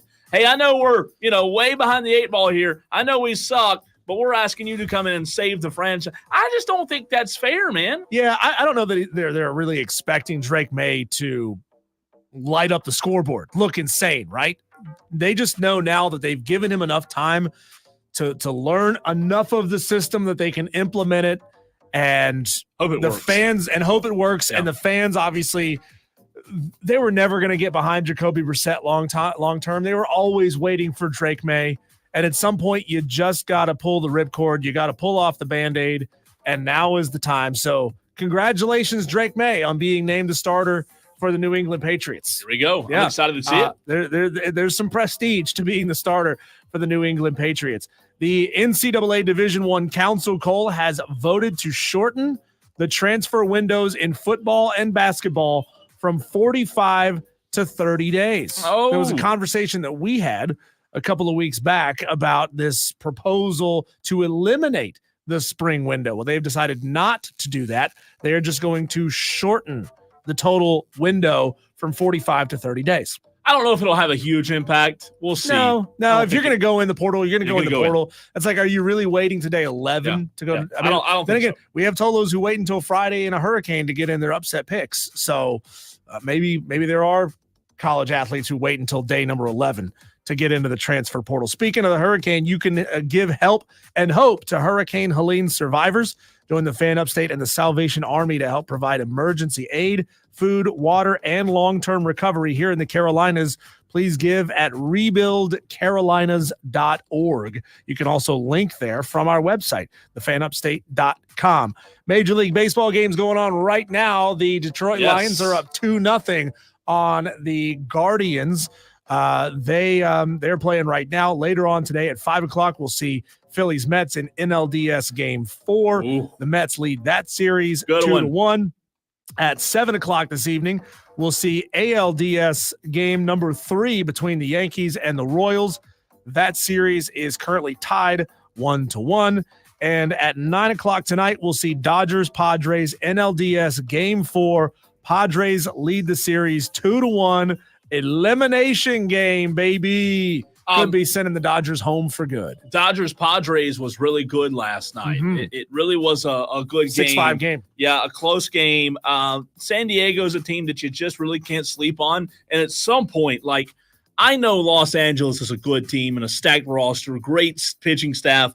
But at some point, they've got to have an offensive outburst in the postseason.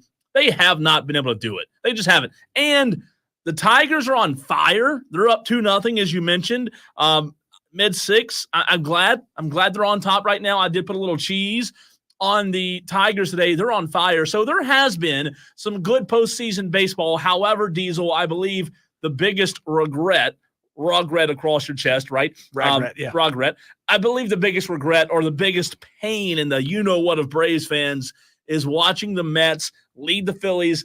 I hate to say it, but I think the Mets win the series. And finally, Cole, our last Daily Wire, Aaron Rodgers says that it is, quote, patently false that he played a role in Robert Saleh's firing. Oh, of course. Of course. Of course he would deny it. We're shocked. Deny. We're shocked by that. The guy believes the earth is flat. Like, are we really believing that guy didn't say anything about Robert Saleh? Give us a break, man. 5 o'clock fight. We do it on Wednesdays. It's next.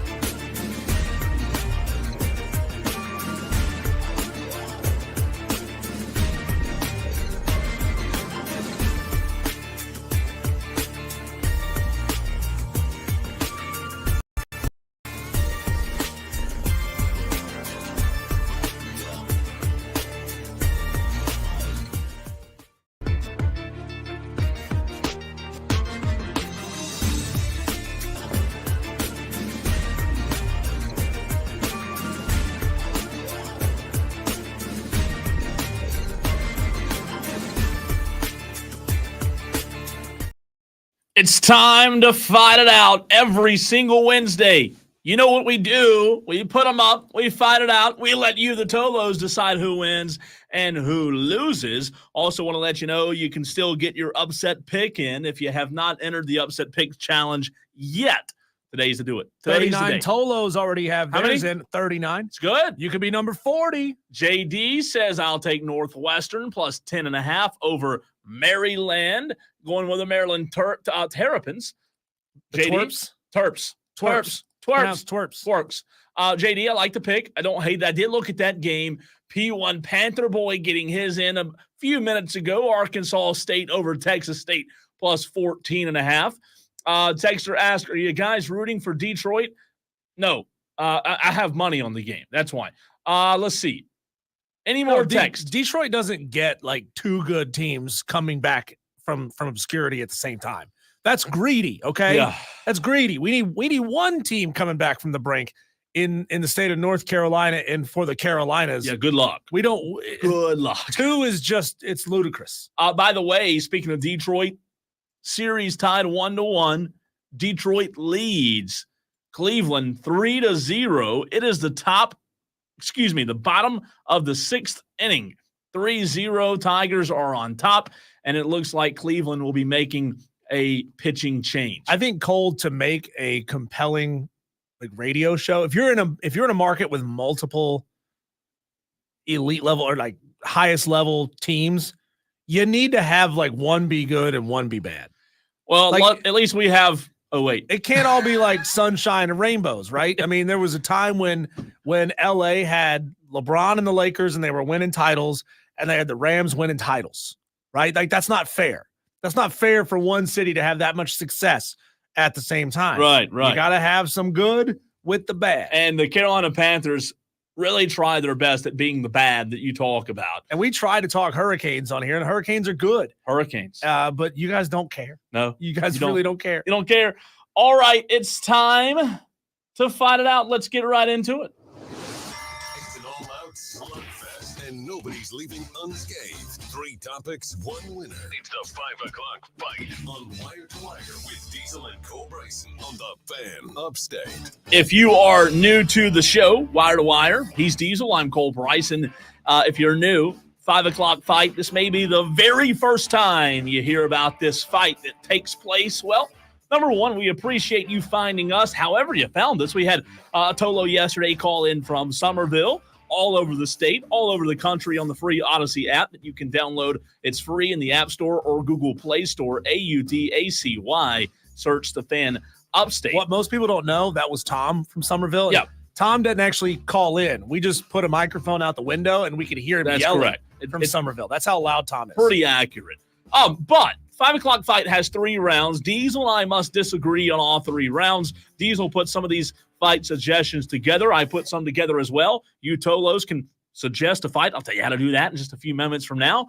But you decide who wins and who loses. It's time for Round 1, fight. Diesel. You brought this one to the table today, and you're asking the question, better sport, college basketball, which, by the way, is just around the corner. Yeah. I mean, like less than a month. I mean, it's crazy how quickly college basketball gets here. Or are you going to wait until the spring, college baseball, which is the superior sport in your opinion? That's a hard one. College baseball is phenomenal, right? Especially in the SEC. But outside of the SEC and a couple of ACC schools, college baseball is kind of meh.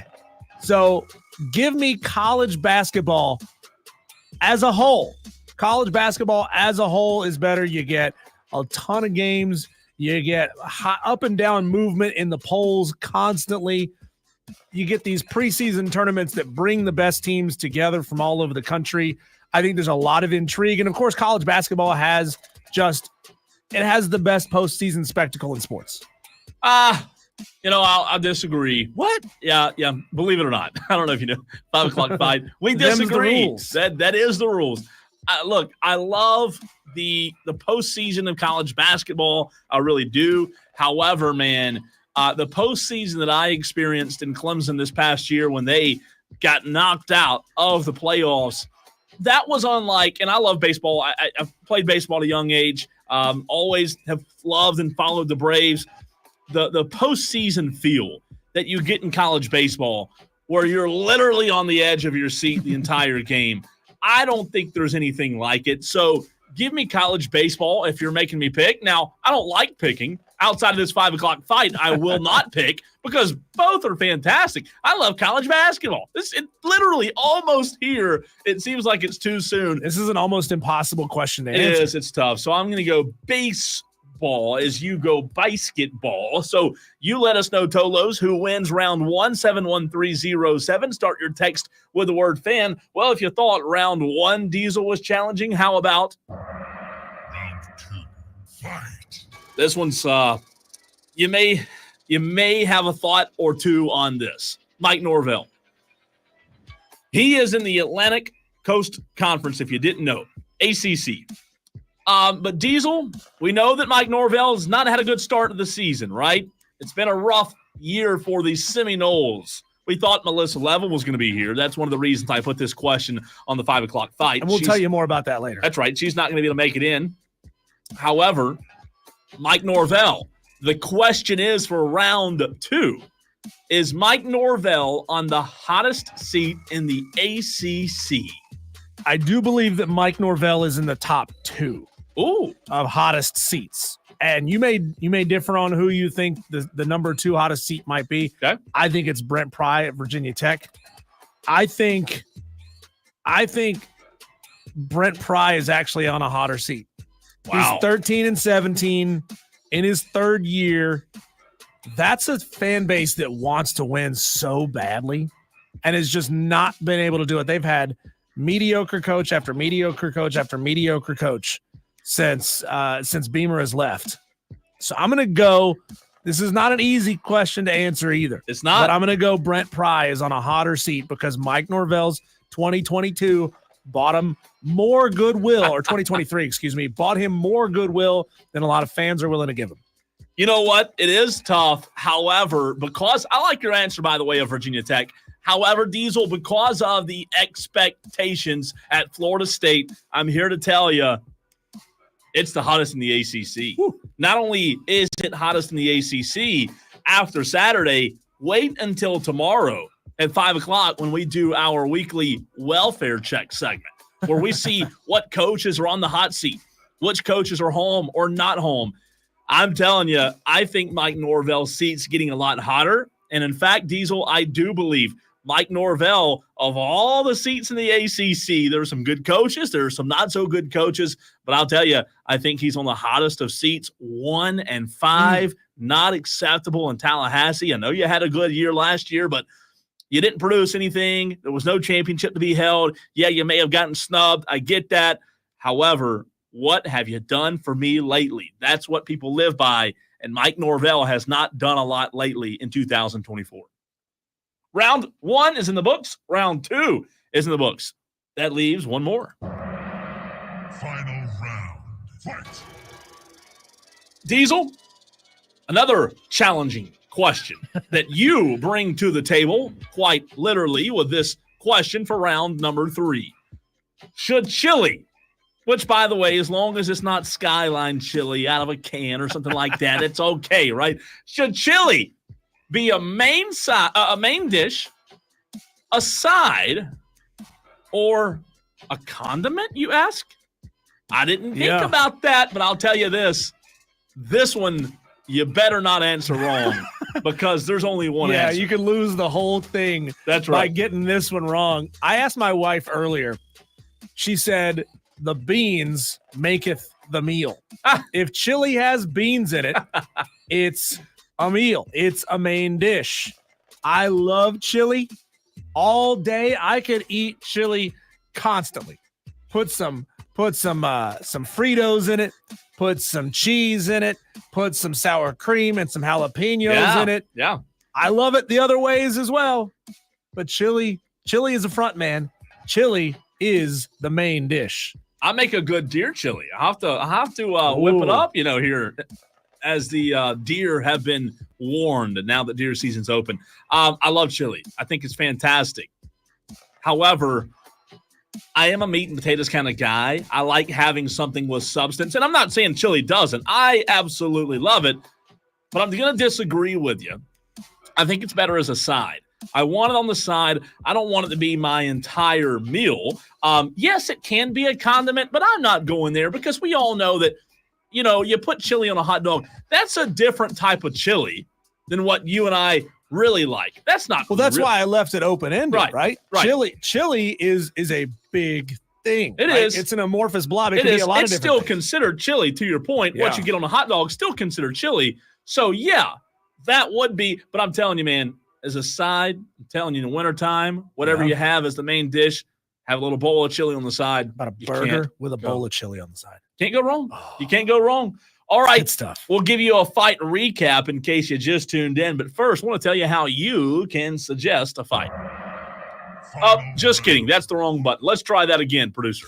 What do you want Diesel and Co. Bryson to fight about next? If you've got an ass, I'll kick it. Submit your topics to Diesel at thefanupstate.com. Subject line, fight on the Fan Upstate. Texter says, oh, gosh, y'all are heading for a tie with a chili talk. There can't be ties. No ties Texter. here, buddy. No ties. So a quick recap. Round one, Diesel asked the question, better sport, college basketball or college baseball?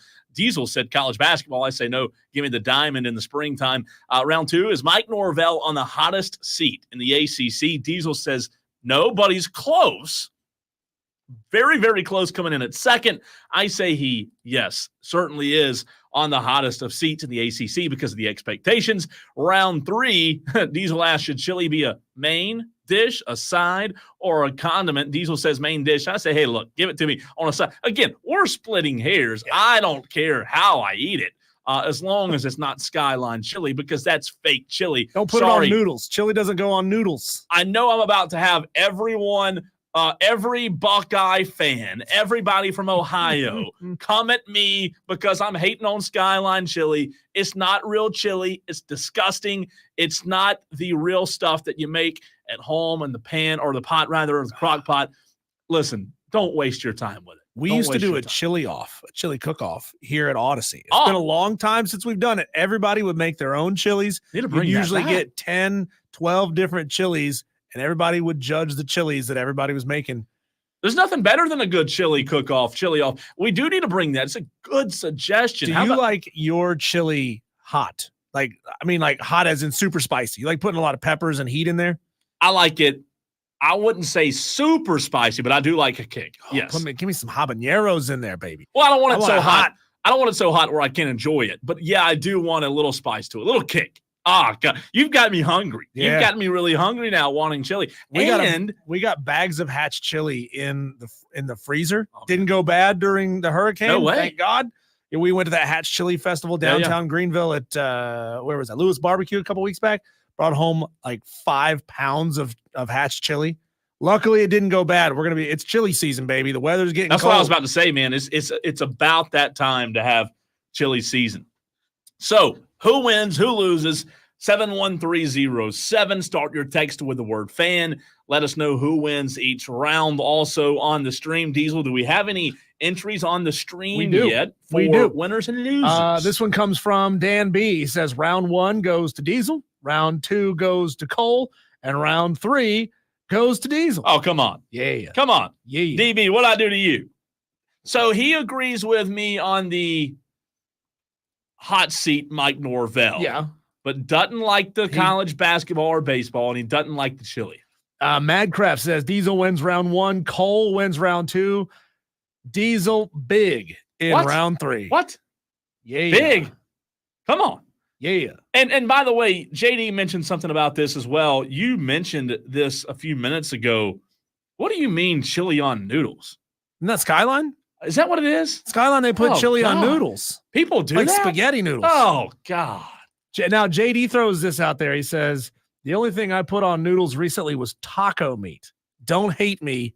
Try it.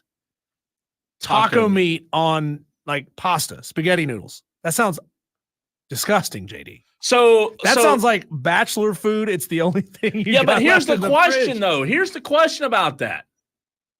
What's the big difference between the taco meat and the regular spaghetti meat? Because You have the taco seasoning. Spicing. That's the it. Spices. Mexican spices versus Italian spices. I think it'd still be good.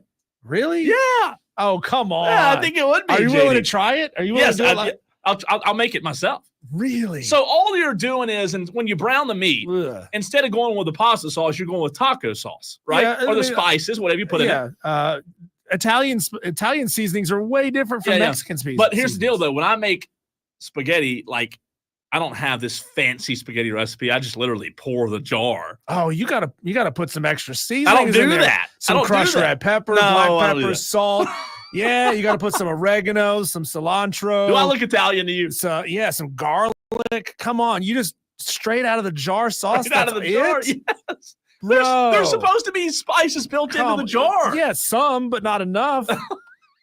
Oh, God, if that's your definition of spice, you wouldn't stand a chance in our house. I'm not picky. I'll eat. You learn that. You've learned that. Who's it? Madcraft says that I have the palate of a 10-year. I don't know. It might be.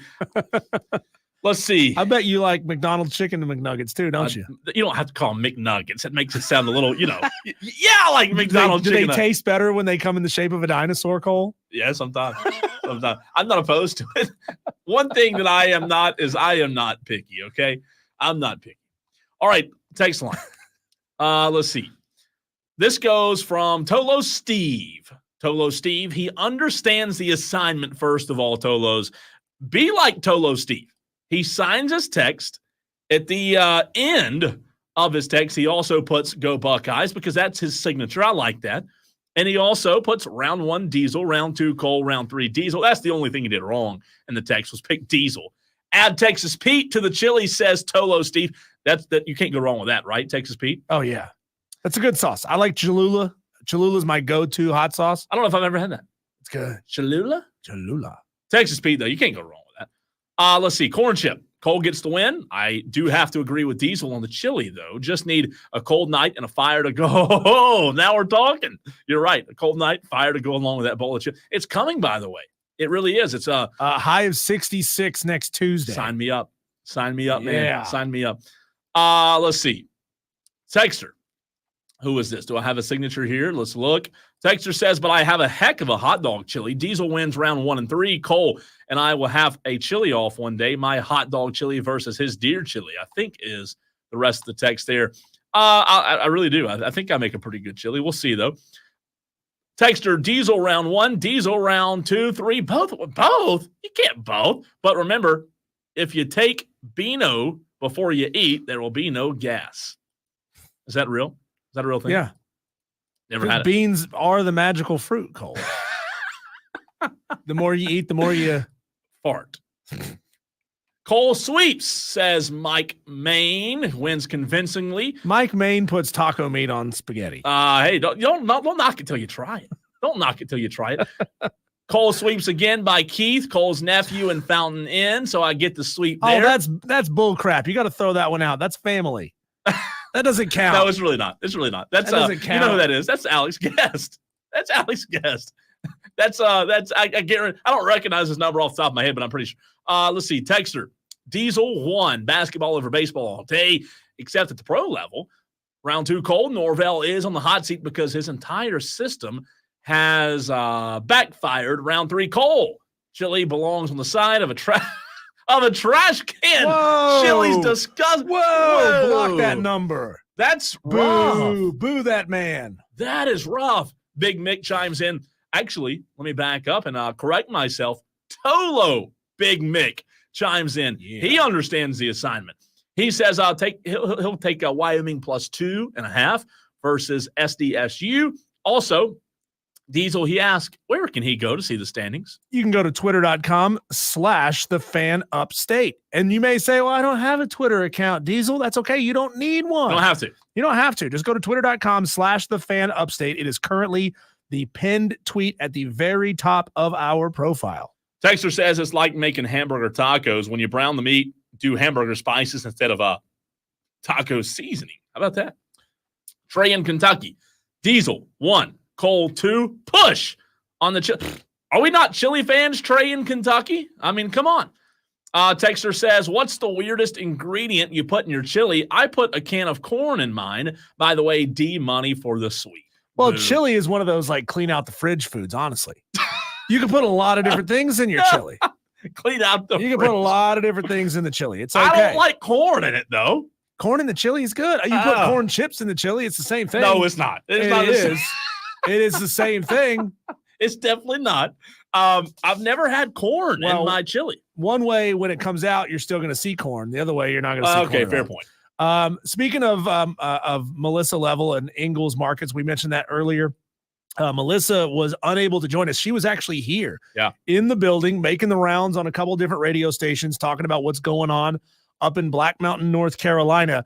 And she had to haul butt back there because there's a curfew. I didn't know that. Yeah. God, There's a curfew in place in Asheville. So she had to leave us early and she wasn't able to join us on the show today. Normally she would be here for the 5 o'clock fight.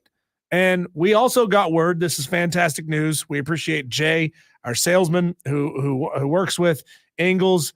We are back, baby. All of 2025, we will be at Ingles Markets every other Wednesday, all 2025 long. Tell you what, man, that's I know that they have gotten a lot worse up there in terms of the storm, but I just didn't realize they had a curfew. That is unbelievable. Leprechaun of Lyman Diesel, he did chime in on the text line, wants Oklahoma over Texas plus 14.5. Yep. When we come back, Cole, we teased it earlier in the in our daily wires. The NCAA Division I's Council's decision on how to handle the transfer portal. That's next.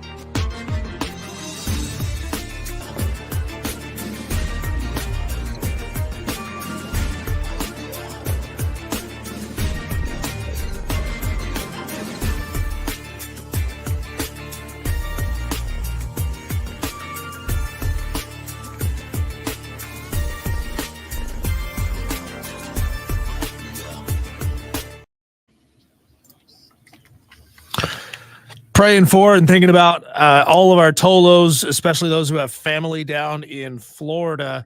Looking at the map right now, Cole, I'm just seeing such a huge storm making its way across Florida.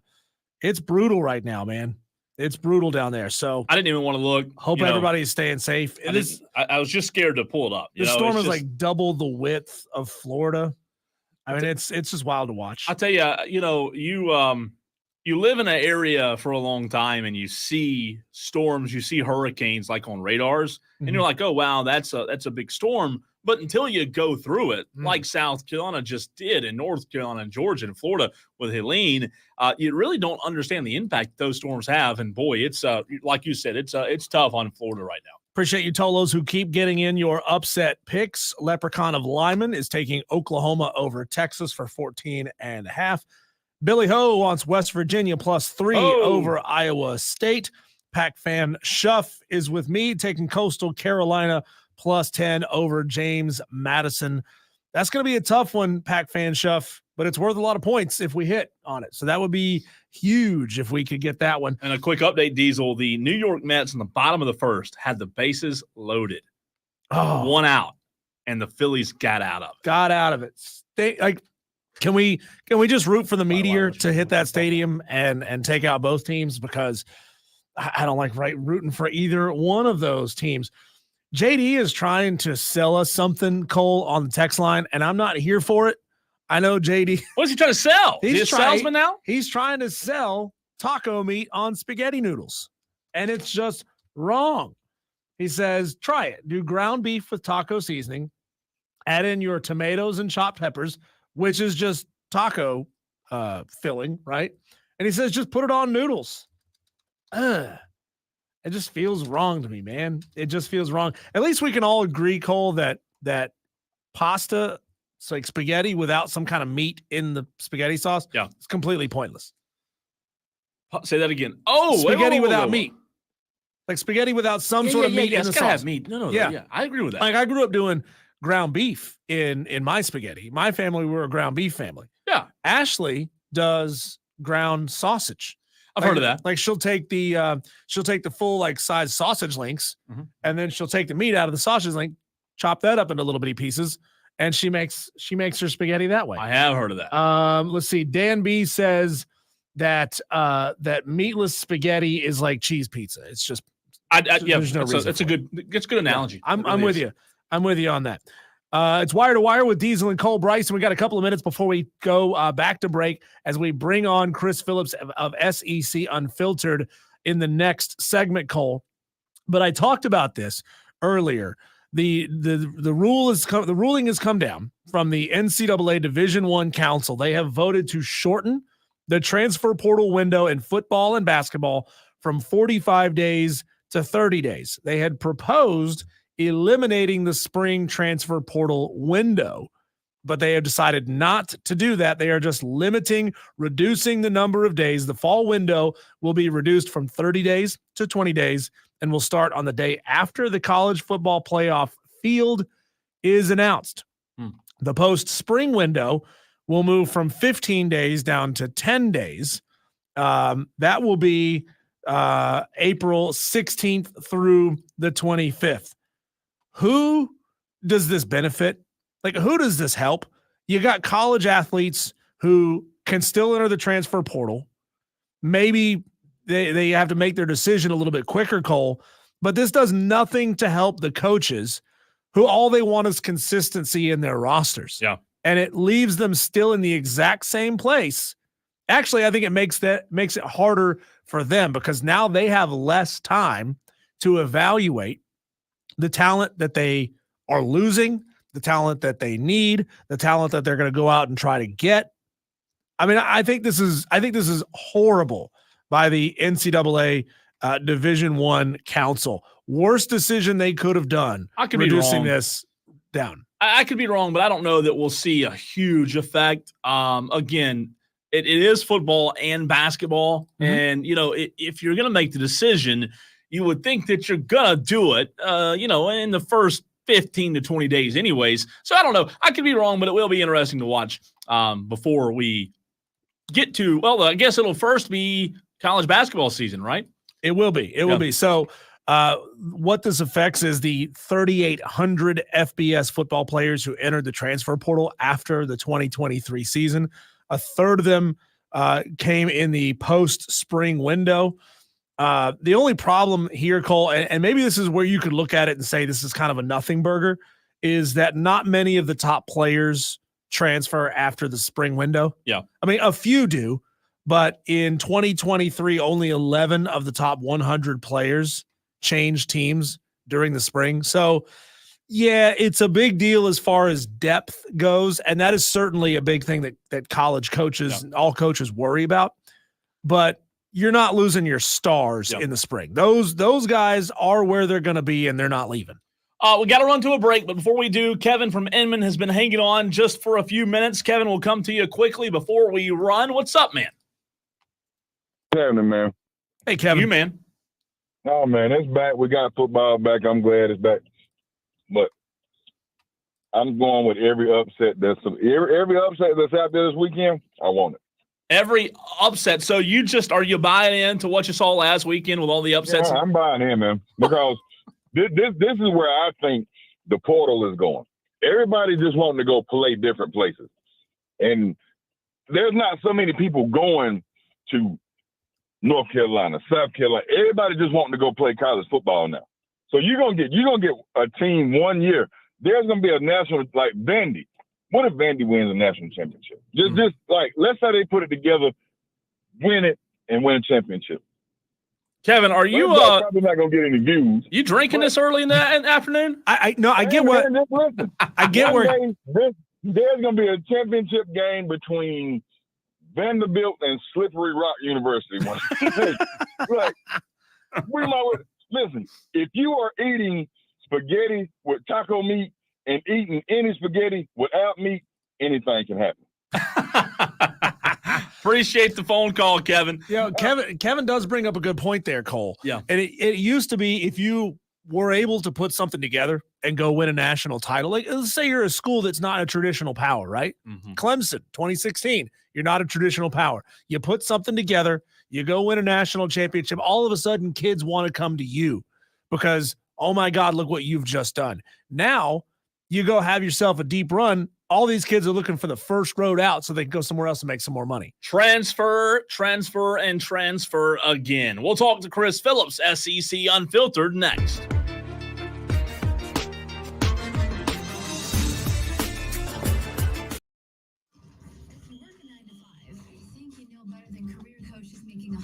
Your salary, you're listening to the right show. This is Wire to Wire with Cole, Bryson, and Diesel on the Fan Upstate. Chuck Sanders, here's the Sports Flash presented by Progressive. The Carolina Hurricanes are set to open the regular season this Friday night with a home game against Tampa Bay. The teams are scheduled to play in Tampa on Saturday, but with Hurricane Milton bearing down on the Tampa Bay region, that's likely to be changed. College football Saturday, number 10, Clemson visits Wake Forest. Big test for South Carolina at number 7, Alabama. The Furman Paladins are home Saturday hosting Chattanooga. Home game for the Carolina Panthers this Sunday. They take on the Atlanta Falcons. Carolina's lost 2 in a row. They're 0-2 at home, 1-4 overall. The Falcons tied with Tampa Bay atop the NFC South at 3-2. The Falcons 1-0 on the road. They've won 2 straight. Some transactions on Tuesday. Carolina signed defensive lineman Sean Williams and pass rusher Shaq Lawson. They both played college football at Clemson. Classic Rock 101.1 is your home for Carolina Panthers play-by-play all season long. Download the Odyssey app, search the Fan Upstate, and listen anywhere on your phone. I'm Chuck Sanders with the Sports Flash on the Fan Upstate. If you're 55 and up, T-Mobile has an exclusive rate plan just for you. Right now, get 2 lines of talk, text, and data for just $30 a line. That's a 45% savings versus Verizon and AT&T. Plus, you can get one of the latest 5G phones free when you add a line. That's right, a free 5G phone. Experience all this and more on America's largest 5G network. So why wait? At T-Mobile, customers 55 and up can get 2 lines of talk, text, and data for only $30 a line. Just go to T-Mobile.com/choice55 or visit the local store to make the switch. With AutoPay using debit or bank account plus taxes and fees, 45% off 2 lines versus AT&T Starter and Verizon Welcome. Plan benefits vary. Free phones up to $300 off with 24 monthly bill credits and qualifying new line for well-qualified customers plus tax and $35 device connection charge. Contact us before canceling the entire account to continue remaining bill credits, and if you pay off device early, see details at T-Mobile.com. Hey, Mike Lenny here, host of Cash the Ticket alongside my partner Jim Costa. It's really simple. Are you tired of podcasts claiming they're a bunch of pro bettors when they live in their mommy's basement? Are you tired of podcasts that claim they hit 80% of the games when really they just lose like most of us? Then Cash the Ticket's the spot for you. We're real, we're transparent, we're having a hell of a good time with it, and we sit there and we're there for the sweat with you guys. We're just trying to figure it out just like you. Follow and listen to Cash the Ticket on the free Odyssey app or wherever you get your podcasts. $5,000. That's the average amount of money people in the U.S. are now spending on gas in a year. $5,000. That's crazy. If you drive, you have to download Upside, the free app that gives you cash back every time you get gas. That's right. You can earn real cash back with Upside just by buying the gas you're already buying. You can literally start earning cash back today. I use Upside every time I fill up. I've already made around $300. You're putting gas in your car anyway. Why not get real Chris, cash what's up, back? man? If you like free money, download Doing all right? Upside. I'm saving the cash I earn from using Good, Upside good. to help Appreciate pay you for hopping on with us. We'll be back in about 60, okay?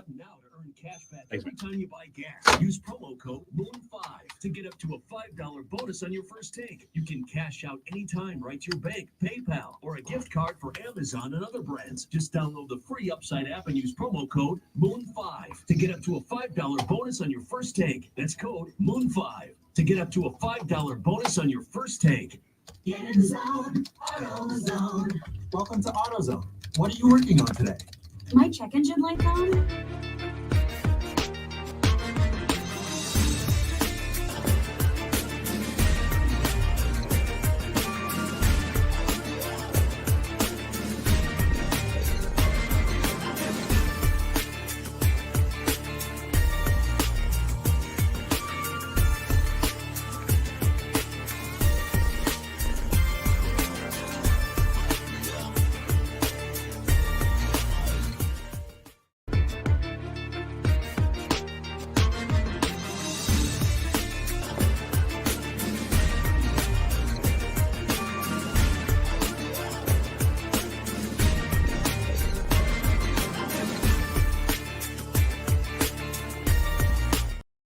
On the fan Talking all things SEC football in this very next segment. If you have a thought, you can get it in 71307 for Chris Phillips. Just make sure you start your text with keyword fan 71307. Chris Phillips, SEC Unfiltered, joins us on Wednesdays at this exact time. Chris, this weekend we saw a lot of upsets in college football, but this weekend taught Chris Phillips what? Cole, D's the first things first. Appreciate you having me on. That's a great question. This weekend taught me, Cole, that the expanded college football playoff and the narrative that it was going to hurt the regular season was a narrative that was greatly over-exaggerated. Because I would argue the season is as great as it's ever been. Whether it's, and I know during the offseason, the portal and NIL are things that really wear on us and we get really exhausted talking about, because I think we're seeing the effects of that, right? Like, I think we're seeing that the talent is being more so dispersed evenly. There are more teams that can compete, and it's giving us results that, I don't think Vandy would beat Alabama every single week of the year, but I don't even know if that type of result was a possibility in years past. So, Cole, that was probably, I know there's a couple of things that probably taught me. I was going to say something like, you just never know what might happen. But no, I think it taught me that, everyone talked about, will the expanded playoff hurt the regular season? Cole, this regular season's been as dramatic as any as I can remember, and enjoying every single second of it for sure. Chris Phillips, SEC Unfiltered, joins us on the Fan Upstate. You went from one unhinged fan base to now 16 unhinged fan bases in your mentions, Chris. Right now, who is taking the cake right now? It's kind of like comparing forest fires, but Bama fans, Tennessee fans, Missouri fans, who's the most unhinged right now?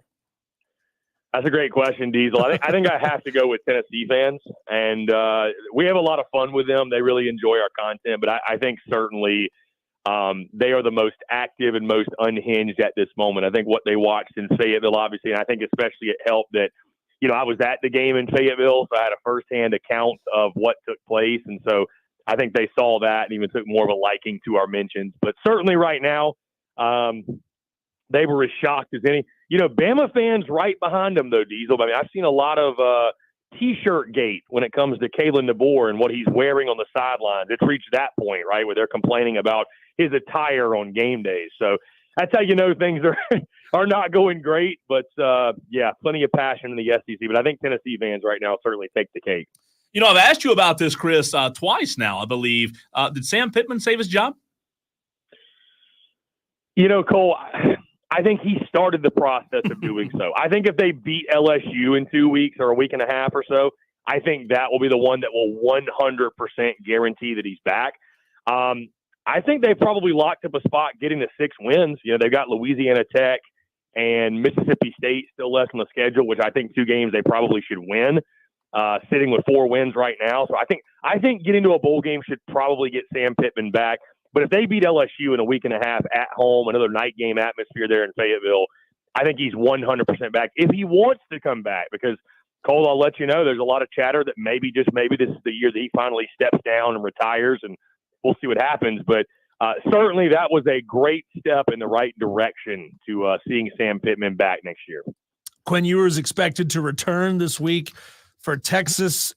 Chris, how nervous about his injury situation are Texas fans, and how nervous should they be? Talking to CJ Vogel of On Texas Football this morning, Diesel, they're not nervous at all about Quinn Ewers returning, his health. They even went as far as to tell me, so previous to the bye week, they took on Mississippi State in their conference opener, their first ever SEC game. He mentioned to me that if that would have been an Oklahoma, Georgia, Texas A&M, whatever, a bigger game, Quinn Ewers could have played then. So I think he's been ready to go for a little bit now. I think it's just one of those scenarios. They saw an opportunity where, hey, you've got Arch Manning. He can go for you. You can win with him. You can get him valuable experience, and you can truly let Quinn Ewers get to 100, 110% fully healthy and get back for this game in the Red River Shootout. So, guys, I think they're actually confident because if you recall 2 years ago, this was the same exact scenario or very similar to it. Quinn Ewers got hurt in the Alabama game in 2022. A couple weeks later, he comes back. It was against Oklahoma in the Red River Shootout and proceeds to have a great game. And Texas won that game. I believe it was 49-0. So I think they feel confident he can have a really positive showing yet again. And from everything I've been told, I expect he's fully healthy, ready to go, and ready to play his best. And I think when he is healthy, he's one of the best quarterbacks in the country. Chris Phillips, SEC Unfiltered. Chris, your instant reaction to something that one of our Tolos, JD, just brought up in the chat during the break, or during that last answer, rather. Dennis Allen announced that Spencer Rattler will get the start on Sunday versus the Buccaneers. I mean, I'm not totally surprised. We watch Rattler at South Carolina, man. He's a baller. And I think especially when he's got pieces around him, he's got time to throw. I mean, he's a dude that can make all the throws and make all the plays. And I think he showed at South Carolina too how much he matured from maybe his early days of, obviously high school, but early even in the Oklahoma career. And I thought he was a great leader at South Carolina. So he checks all the boxes, man. I'm not surprised at all. Maybe that he's getting it this early. Obviously, I know it came because of injury, but especially after we heard from him, during training camp and what he was doing with the Saints, not surprised at all to see him getting an opportunity. I'd expect he'd play really well. I mean, again, this is a dude I think kind of built for this moment, was considered once a number 1 overall draft pick, again, early in his career, maybe a Heisman Trophy favorite. I think he showed glimpses of that at South Carolina, so not surprised at all that he's getting that opportunity. Chris Phillips, SEC Unfiltered here on the Fan Upstate. Shane Beamer announced that he's handling the Dylan Stewart punishment internally. Do you believe we'll know on Saturday, by virtue of not seeing Dylan Stewart on the field for some portion of the game, of what that punishment is, or do you think it will be truly handled internally? Yeah, Diesel, I'd be shocked if they suspended him for any game time. I mean, other guys are doing it in college football, and nothing's happened to them. I mean, listen, I'm not condoning it or saying that it was smart. And I know Shane Beamer came out and said, hey, Dylan Stewart essentially regrets it and maybe apologized or whatever, but I don't think you suspend a guy for game time for that. I mean, I think that's listen, it's silly. Everybody doing the gun celebrations, I think, is just a little bit silly, and I don't know why it's the latest trend, but I don't suspend. Listen, if Dylan Stewart should be suspended, then Malachi Moore, for the way he acted at the end of their loss to Vanderbilt, he should also be suspended. Now, I think it's a young guy. It's a teaching moment.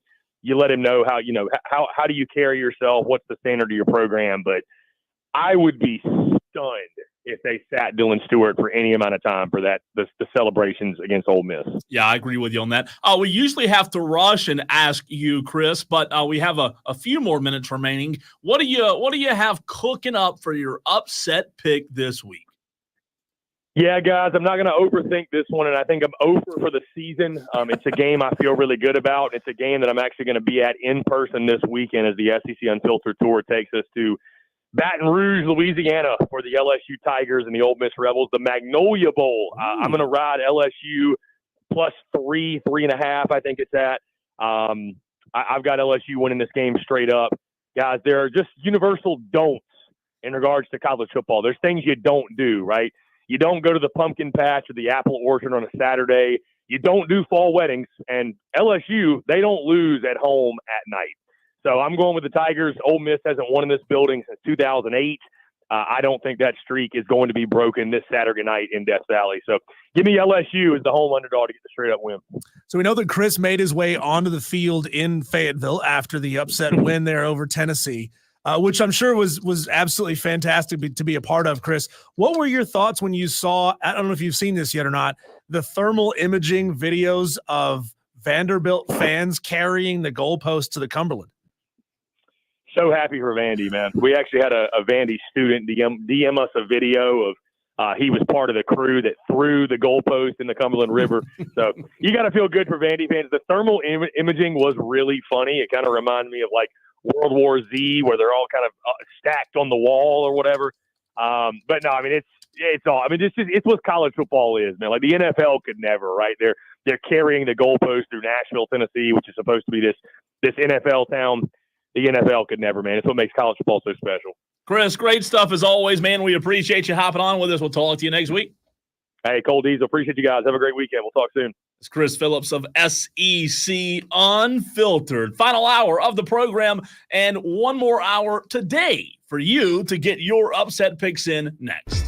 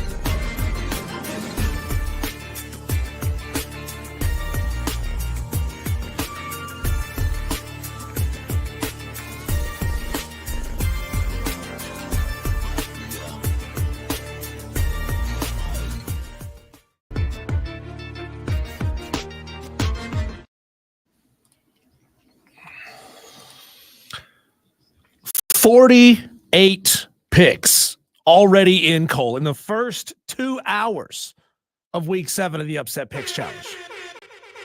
Huge. That deserves a little air horn. Massive. We appreciate awesome. all of you Tolos who have gotten in your picks already. A Tolo, by the way, means turn it on, leave it on. We have Tolo Tie in Taylor's. I like the alliteration, Tolo Tie in Taylor's. He says, late to joining the Upset Picks party, but sounds like we can still take part mid-season. What are the rules for the contest? Well, first of all, Taylor, Ty, it's not a contest. I got chewed out by our promotions manager, said, don't call it a contest. Challenge. Because that means there's prizes and legal involved, and we don't want to get legal involved. Yeah. No lawyers, okay? Yeah. No lawyers are going to get their grubby little fingers on this show unless you're a lawyer who listens to this show. wants to sponsor this show. And you want to sponsor sure, why not? Matter of fact, call in right now. We can talk turkey, right? We got salesmen in the building right now. No, this is the Upset Picks Challenge, Ty, and I appreciate you asking the question because it sets up the explanation for how the challenge works. This is a weekly challenge to pick upsets over the course of the season. If you think you're good at picking upsets, and a lot of people say it oh, yeah, South Carolina's going to beat Alabama this week. Well, put your money where your mouth is, right? You can go on ESPN.com right now. As a matter of fact, we lock our picks. We lock our we lock the lines in at Wednesdays at 3:00. You go on ESPN.com. You pick a game that you believe the betting underdog will get the outright win. We're not playing against the spread. We're talking outright wins. And you text it into us during show hours on Wednesday, Thursday, and Friday each week. If the game you pick is correct and the underdog successfully upsets the favorite, you will get the points by which that team was an underdog added to a rolling season-long tally. So, for example, Keith in TR texts in, says Purdue over Illinois plus 21.5. If Vandy can do it, Purdue can do it. So there you go. Keith and TR. He knows what's up. Keith texts in with his name, his game, and the spread. Name, game, and spread. We need those 3 valuable pieces of information. And see, from here on out, Ty, you can start going for the big upsets, the big heavy hits. If you want to try to work your way up to the top of the leaderboard here, you might have to go for some slightly bigger upsets, but you don't necessarily have to, right? Those are less likely to hit. You may be still sitting at 0 in a couple of weeks. And you say, you know what? All I want to do is zoom, and the boom, boom. Now, if all you want to do is make it up to the top half of the leaderboard, which is still very doable at this point of the season, start picking your games. Start picking those 5, 6, 7 point upsets. A little bit easier to call, but you're not getting as many points. Or you go for the Hail Marys. Yeah. And you can go for the big 23-point hitters. You're less likely to get them, but boy, if you do, you can make your way up that leaderboard quickly. Before we get back to the upset picks, Diesel, before we forget, I wanted to get a little instant reaction on what we asked Chris Phillips about, and that was the breaking news that, in case you missed it, we talked about it about 15 minutes ago with Chris Phillips very briefly. Spencer Rattler getting the start on Sunday against Tampa Bay for the New Orleans Saints. Awesome. Absolutely awesome. I do think, as we talked about this a lot during the offseason, I do think that Spencer Rattler has, Diesel, the intangibles to go out there and get it done. What's interesting is they didn't give old Derek Carr the longest of leashes. Obviously, the New Orleans Saints, what's so fascinating is they were the hottest team in the NFL the first 2 weeks. Yeah. They beat the Panthers, they beat the Cowboys, and then everybody was talking about maybe Derek Carr's still got it. Maybe this Saints team's going to be just okay, and then they start to backslide a little bit. It did not take long, and I do like Dennis Allen. I really do. I think he's going to be a really good head coach. It did not take long for them to pull the leash off of Derek Carr. Former South Carolina Gamecock Spencer Rattler, now the starter for the New Orleans Saints. Called it, by the way. I called it before this season started that I believed by the end of this season or by the middle point of this season that Spencer Rattler would be a starter in the NFL. went to a really good situation, got a lot of good talent there in New Orleans. He had time to sit back and learn behind Derek Carr. He obviously didn't get the whole season. I thought maybe they'd sit him a little bit longer than this, but hey, Derek Carr not getting it done. Give Spencer Rattler a try. I like it. He's got good players. You know, he's not going to get this huge friggin' contract unless he goes out there and balls out and proves that he deserves it. And hey, all the time, Cole, we see quarterbacks getting drafted in late rounds, surprising people, shocking people. They go to good situations and they are set up to be successful.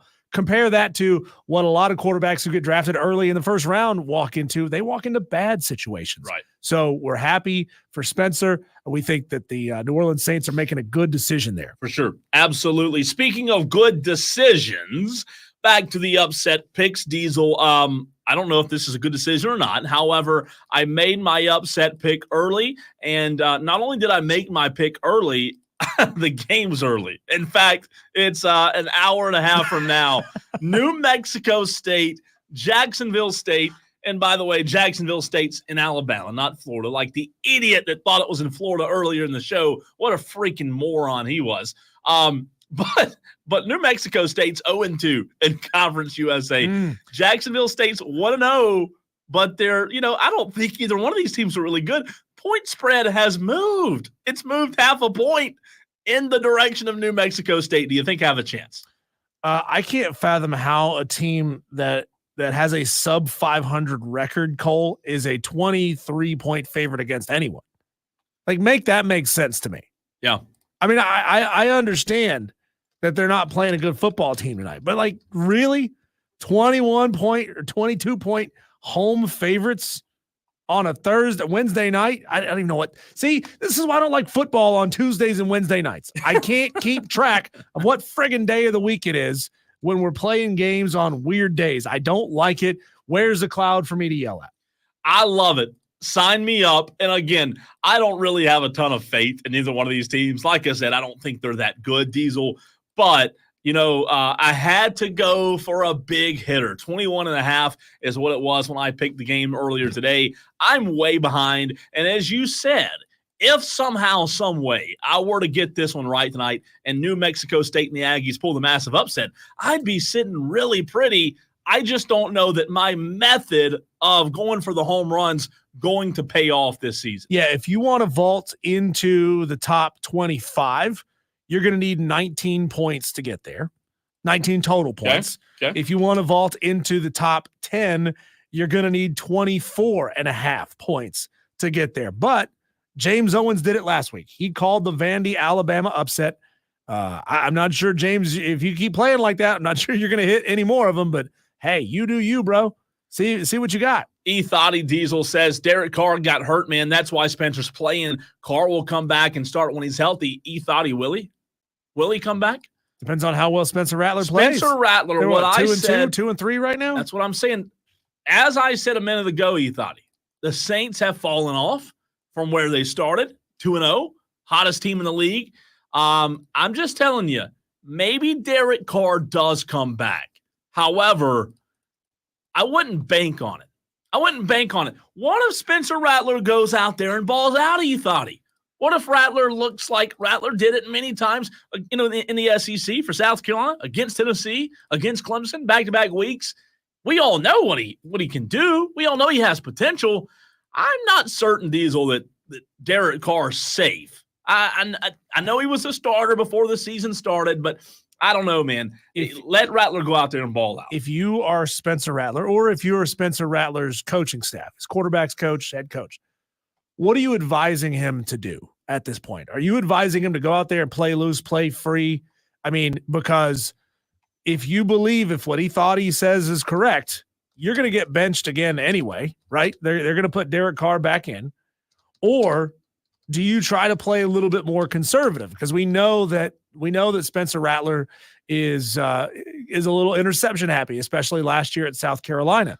Well, so do you try to play it a little bit safe, or do you go out there and ball out and play your brand of football? Because, Cole, we've seen injuries take elite quarterbacks out and put relative unknowns in. I'm not comparing I'm not comparing Spencer Rattler to Tom Brady. But remember, Tom Brady in his first couple of years in the NFL was not Tom Brady yet. He was just some guy named Tom Brady. So Spencer Rattler, has the opportunity to play really, really well and take over the role. I'm glad you said that, because while E thought he may be right, and while Mike Jones on the YouTube stream may be right, he may come back. Derek Carr may come back and be the starter. However, to your point, guess what? There was a guy named Brett Favre that had a pretty good NFL career because of an injury. There was a guy named Steve Young that had a pretty good NFL career because of an injury. How about Kurt Warner? How about Phillip Rivers? How about Randall Cunningham, Dak Prescott? There have been, and you mentioned Tom Brady, the biggest of all, there have been a lot of quarterbacks over the years that have gotten starts and kept that starting job because the guy, Colin Kaepernick, did the same thing. People don't remember that, but Colin Kaepernick got the job because the guy, Alex Smith, in front of him got hurt. I'm just saying, Jeff Hosteller, it's happened. It doesn't happen every year, but I'm telling you, man, you let Spencer Rattler go out there and ball out, you think they're just going to come back and say, oh, yeah, well, we can't have Derek Carr on the bench, right? Taysom Hill's an interesting name because DB brought that name up, and he'll probably see a lot of touches, DB. He'll probably, I'm sure he'll get some snaps at quarterback, but I'm just saying, to answer your question, what do you do if you're Rattler? You do go play loose, right? You do what you've done your entire career, and that's go out there and absolutely prove people wrong. Rattler had to do it in college. He had to do it in high school. I'm telling you, I'm not making this big, bold prediction here, Diesel, but I'm just not sold that even when Derek Carr comes back, he's going to have a job waiting for him. Do you think Spencer Rattler is going to run out onto that field, Cole, with palms sweaty, knees weak, arms spaghetti. heavy, vomit on his sweater, mom spaghetti? Nah. It could happen. It could happen, but hey, that is the plot to the song. I can't wait. That is the plot to the song. Do not miss this opportunity, That's right. Spencer Rattler, because the truth is, if Spencer Rattler goes out there and lays an egg, people will say, oh, well, that's expected. He's a fifth rounder. That's right. But if Spencer Rattler goes out there and balls, come on now. Let's go. You never Let's go. know I'm pulling for what him, man. could happen in his career. Speaking of which, who was it? Tolo, Ty, and Taylor's. We've given you the rules to the Upset Picks Challenge. We need your upset pick. We need your upset pick. Get it into us. Text in 71307. Start your text with keyword fan. Give us your name, your game, and the spread. We have a texter who says, appreciate the explanation on the challenge. Give me UAB plus 1,300. Okay, texter, we're going by the spread, not the money line. So make sure you give us the spread. This texter, that is Tolo, Ty, in Taylor's, I believe. So remember, give us your name, your game, and the spread in one text message.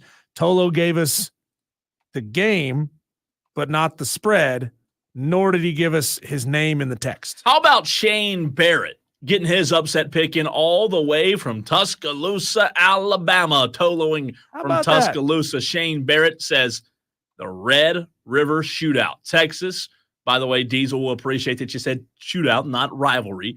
Texas versus Oklahoma. Give me Oklahoma plus 14.5. That's been a popular pick today, Diesel. It has. Yeah, a lot. I'll tell you, man, Shane, I don't hate it. Earlier in the show, I said that I looked at it. Again, I still think Texas is the better team. And I do think Texas is going to show Oklahoma that, while this has been a competitive rivalry, without a doubt, I think you're going to see that Texas this year, it's just one of those, it really doesn't matter kind of years. They're the better team.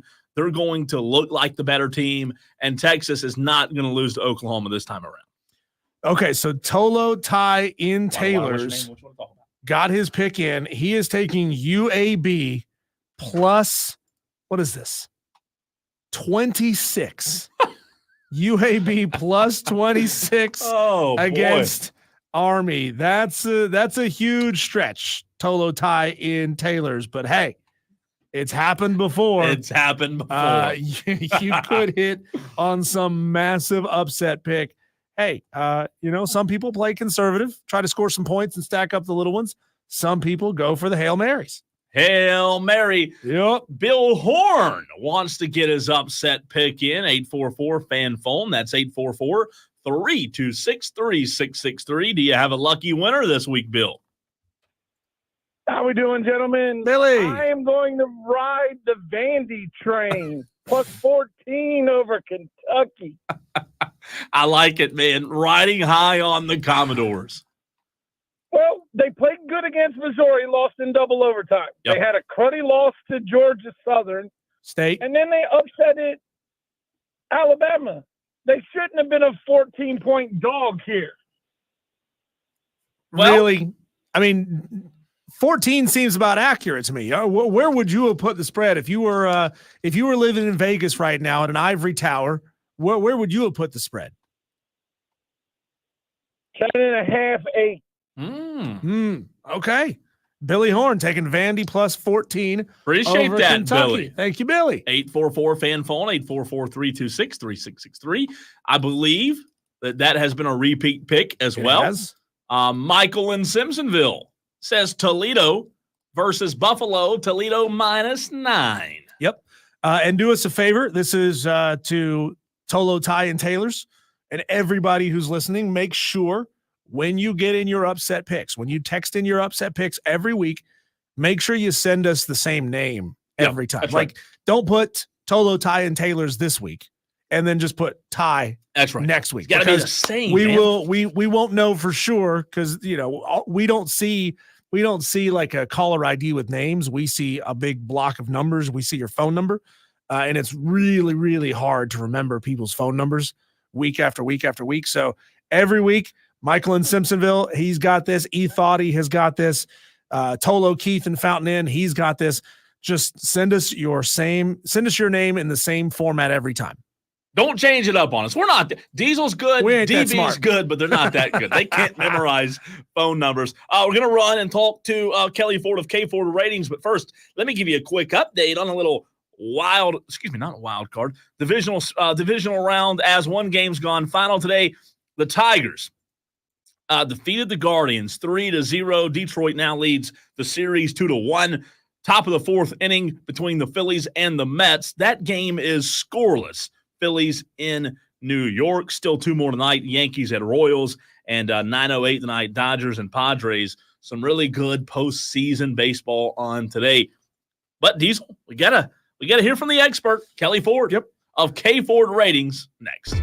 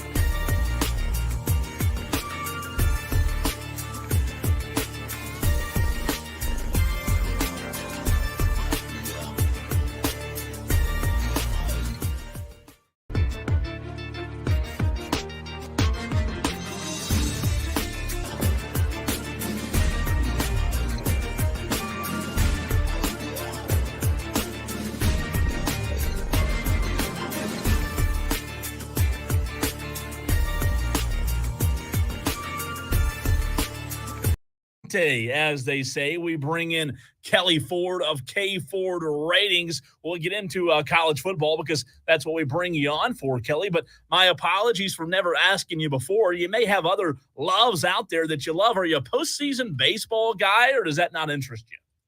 Hey, guys, thanks for having me. I appreciate it. I do have other sporting interests outside of college football. Unfortunately, baseball is not one of them. So I am aware that the postseason is going on. I think we're in the DSs maybe, but I am not keeping up. I'm sorry. Oh, come on, Kelley. A sport that is so idiosyncratic with its statistics doesn't interest you? I mean, they'll talk about how well a guy is hitting on Thursdays at night when it's raining and his left shoe is untied. That doesn't tickle your fancy?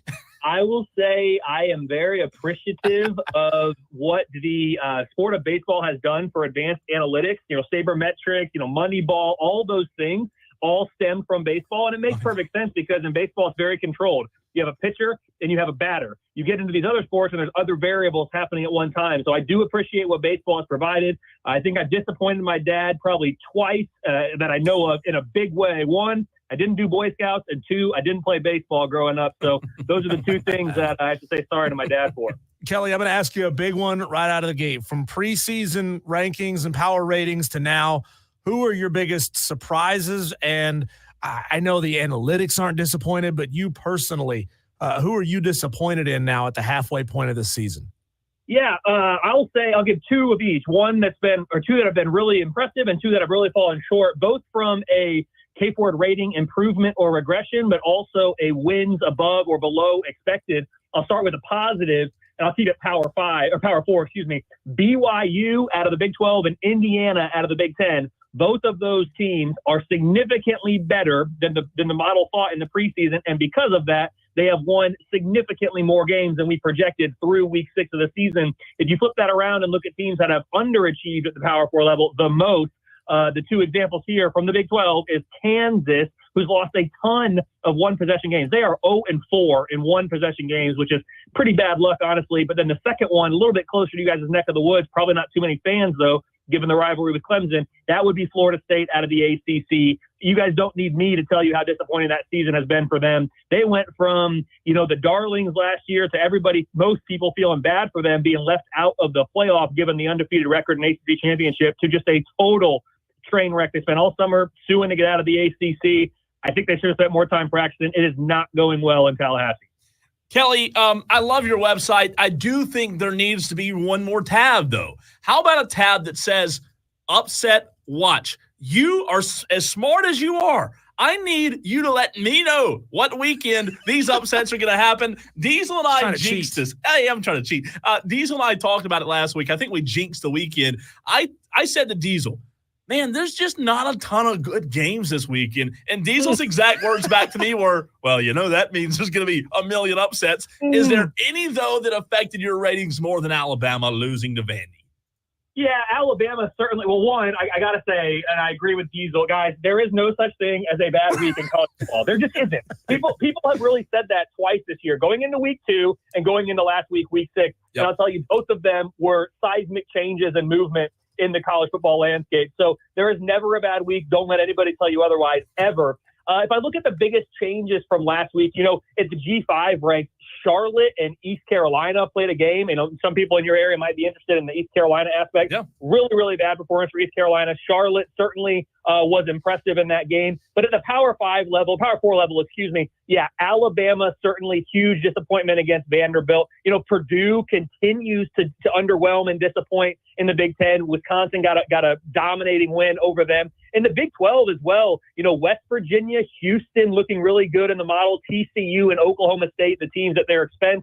Missouri, of course, another one in the SEC who really underwhelmed. My model was skeptical of them, took some heat from Missouri fans, and they were exposed a little bit against Texas A&M. So I would say that those are the teams that moved the greatest amount in my model from last week to this week, given their performances. And guys, it is hard now. The later we get in the year, it is hard to move, 3 or more points in any given week, based on where we are and the amount of in-season data that we have with preseason being phased out. So early in the year, it's not unheard of to move, 6 or 7 points because of a performance much better or worse than expected. It's harder to move that much late in the year, and those teams I just mentioned all moved either up or down at least a field goal.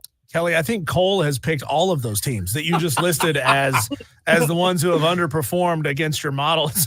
Wire to Wire with Diesel and Cole Bryson. Kelley Ford joins us from K Ford Ratings. He's on Twitter at K Ford Ratings. His website is kfordratings.com. Kelley, we talked a lot about how does Clemson get out from under that loss to Georgia to start the season. Statistically speaking, looking, mostly I guess at power ratings would be the place to go for this. Have the Clemson Tigers gotten out from underneath that loss? Where are they now compared to your preseason ratings? Yeah, Clemson's doing just fine. And if you guys remember, I shared on your airwaves as well as, anybody I was talking to leading up to week one, I cautioned college football fans and Clemson fans in particular, do not overreact to the result that you're going to see. Maybe Clemson gets an upset win. I think I had it like 15% if I remember right. But I even said, if Clemson gets blown out, and I would say a 31-point loss is bordering in that territory, right? I said, don't worry. It's okay. Georgia's a really good team. You're still going to be among the favorites in the ACC, and nothing has changed for me. I actually have Clemson power rated 2 points better now than I did in the preseason. They are up to number 11 in my power rating. The offense is ranked number 12. The defense is ranked number 19. So that's something we didn't necessarily expect, right? Having the offense be more highly power rated than the defense coming into this year. But if you look at Clemson's upcoming schedule, there is not a single game right now that my numbers give Clemson less than a 66% win expectancy. So if you played all these games at least 3 times, Clemson would win at least 2 of them by my model. Now, the games to keep an eye on for Clemson, you guys are off in week 9, the 3 weeks after that. Week 10 home to Louisville, week 11 on the road in Blacksburg, and week 12 on the road at Pitt. Those are the 3 games right now that are currently projecting to be 1-possession games. Those are the ones to keep an eye on. If Clemson can get through that stretch with 0 or 1 losses, you certainly feel good about their chances to be in Charlotte, at which point win and you're guaranteed in, likely with a first-round bye. Or even if you get to that game with no losses and lose, you still are feeling good. With 1 loss to Georgia and lose, you're still feeling good probably with a loss to Georgia and a loss to the ACC champs that you're going to get in as an at-large. So I think Clemson is right where they want to be. Sure, they would have liked to have been more competitive against Georgia, but that was a long time ago now. The model is very optimistic, and it's going to be difficult to see, in these next 2 weeks, Wake Forest on the road and Virginia at home, an opportunity for Clemson to stumble. So we're not projecting that. 57% chance to get to at least 10 wins, which I think that's the threshold Clemson needs for that at-large consideration. I really, really like Clemson's chances here moving forward, not just in the ACC, but potentially in the larger picture of the CFP at-large as well.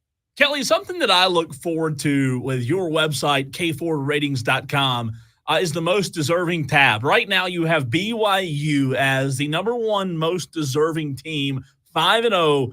I don't know how this is translated in years past, but with the expanded college football playoff, I do think it's interesting to watch as the season goes on how a team like BYU, who's not looked at as a traditional power, could find themselves not only in your most deserving, but in the college football playoff. Yeah, in my most deserving rankings that I update every single Tuesday on the website, that's my favorite piece of content that I put out every single week. Of all the things I do, most deserving is what I enjoy most, because at the end of the day, this is what matters. How well did you do against your schedule relative to what would be expected? And that last part there is very, very important, because schedule difficulty varies so much, not just across college football, not just across Power 4, but even within a conference now, because conferences are so big, you can have an easy conference schedule or a hard conference schedule, just depending on who you're getting in any given year. So if we view every single schedule through a common lens, which is what my most deserving does, we can normalize everybody's results relative to expected. And right now, BYU at 5-0 with wins against power-rated teams at number 19, 20, 58. Those 3 are pretty darn good. Nobody has a more impressive record relative to their schedule played than BYU right now. You're right. We're not used to having BYU in this conversation. This is the best BYU team we've seen, certainly since the COVID year. And if you take that year out, maybe the best BYU team we've seen in the CFP era. And guys, here's the catch. BYU really, by my own numbers, is not that quote unquote good of a team. They're power rated number 31. They're not even in my top 30 updated power rating graphic I put out every Sunday, but they're number one based on what they've achieved relative to expected. And that's what we should be doing when we're talking about ranking teams.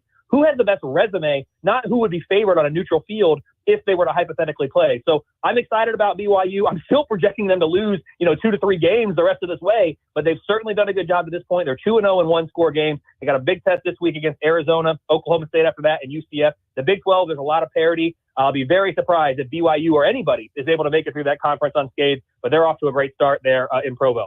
Kelley Ford of K Ford Ratings on the line with us now.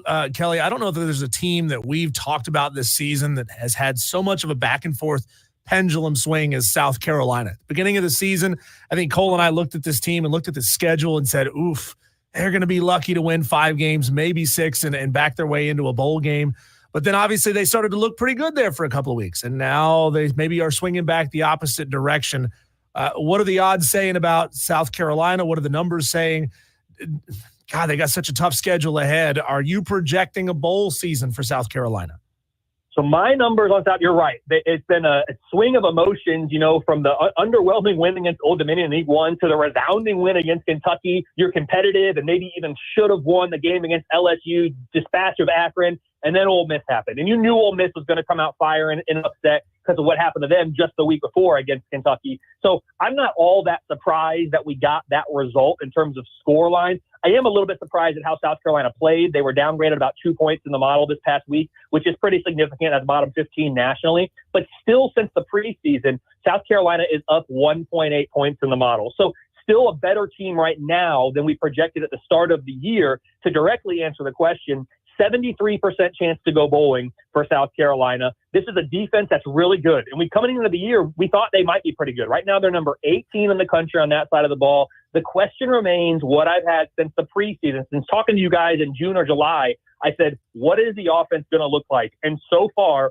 this offense right now is power rated number 77 out of 134 teams. So the offense is it's not good enough when you're playing in the SEC, where most of these defenses are going to be power rated in the top 40, top 45. So we need to see the offense perform at a better rate here. And the schedule, unfortunately for South Carolina, is incredibly difficult. Alabama and Oklahoma on the road. Texas A&M's playing really well right now. Vanderbilt, you used to chalk that up to a win. We just saw what they did to the Alabama Crimson Tide, then to Missouri and Clemson to end the year. It's such a tough schedule. But even with that coming up, 73% chance to go bowling. I do think South Carolina is better than people are feeling right now following this loss to Ole Miss. I have them power rated number 32 in the country.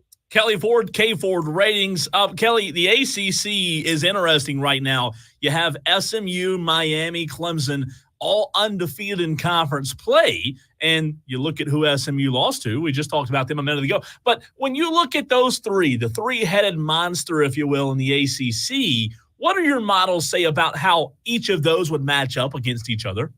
Yeah, absolutely. It's a great question, and I'm going to answer it. I want to throw a little love at Pitt right now as well. I have Pitt. They're 5-0, 1-0 in conference play. Granted, they haven't played a ton of stiff competition at this point, but I have them number 6 in the most deserving rankings right now. Certainly not power rated among the Miamis, Clemson, SMUs, even Louisville's of the world. But Pitt has a very impressive resume right now out of the ACC as well. So we'll see if they're able to keep that going. Looking at those three teams that you just mentioned, Miami is power rated number 8 for me with a 19.7 K Ford rating. Clemson is number 11 with a 17.5.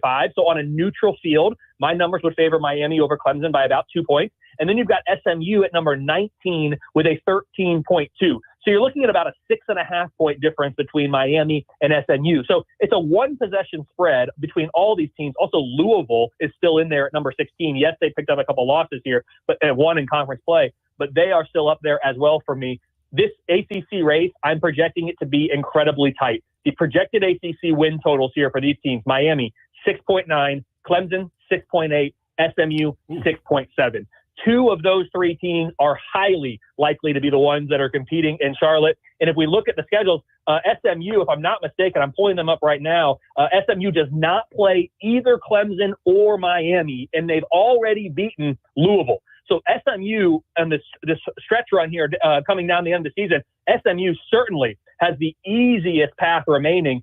You've got Clemson. They don't play Miami. So it's going to be interesting. They still have Louisville, though, on their schedule, as I said, starting that 3-game tough stretch from weeks 10 to 12. But there's very little that separates these three teams, both in the power ratings and the projected conference standings for me. Kelly, Liberty looked bad last night, but they got the overtime win. They're 5-0. That's what matters right now. I know they play the worst schedule in college football this year. Actually the second year in a row. If Liberty continues to run the table, where does the G5 playoffs spot picture play out for you? I know Tulane and Boise State are kind of the bell cows of the G5 right now. They're pretty good. Liberty, on your power ratings, is way back there. In your mind, is there any chance that Liberty has to play their way into the G5 spot? A lot of this depends on what the committee how the committee is going to evaluate resumes. And I think Liberty getting blown out in the bowl game last year might hurt them. I don't even think that should hurt them, but I'm not really mad, quote unquote, that it will hurt them in this case, because Liberty's schedule needs to be scrutinized. You said it's the easiest in all of FBS 2 years in a row. Yes, completely agree. That's what my numbers say as well. If the committee just counts losses, though, because it is possible that, maybe a Tulane out of the American, a Boise State or a UNLV out of the Mountain West, even a James Madison or a Texas State out of the Sun Belt, it's possible they could have 2 or maybe even 3 losses. Like, we don't know. And so if you're looking at, let's say that they all have 3 losses, you're looking at a 3-loss champ out of the American, the Mountain West, the Sun Belt, versus what would be 12-0 Liberty, because they lost that game against App State due to the hurricane. They didn't play it. So that they don't have that 13th opportunity, even with the college championship game. If the committee just counts losses, they might put Liberty in there. What my numbers suggest is that even an undefeated Liberty likely is going to end up behind a 2 or maybe even 3-loss Mountain West or Sun Belt or American champion if they have 2 or 3 losses, like in the most deserving rankings at the end of the year. So my hope is that Liberty doesn't find their way in there, because you said it, from a power rating standpoint, I currently have them number 86 in the country from a power rating, and in a most deserving ranking right now, even though they're undefeated, they're number 62. So this is not a team that is power rated among the best in college football. They don't have a resume that's among the best, and projecting forward, it's unlikely that they will. So if they keep playing the way they did against FIU last night, though, I don't think we're going to have to worry about it, because I don't believe they're going to make it through the whole season undefeated. That finale, week 14 at Sam Houston, keep an eye on that one. That might be a game that trips them up if they haven't stumbled already before then. Kelley Ford, always appreciate you hopping on with us. We'll talk to you next week. Thanks, guys. Appreciate it.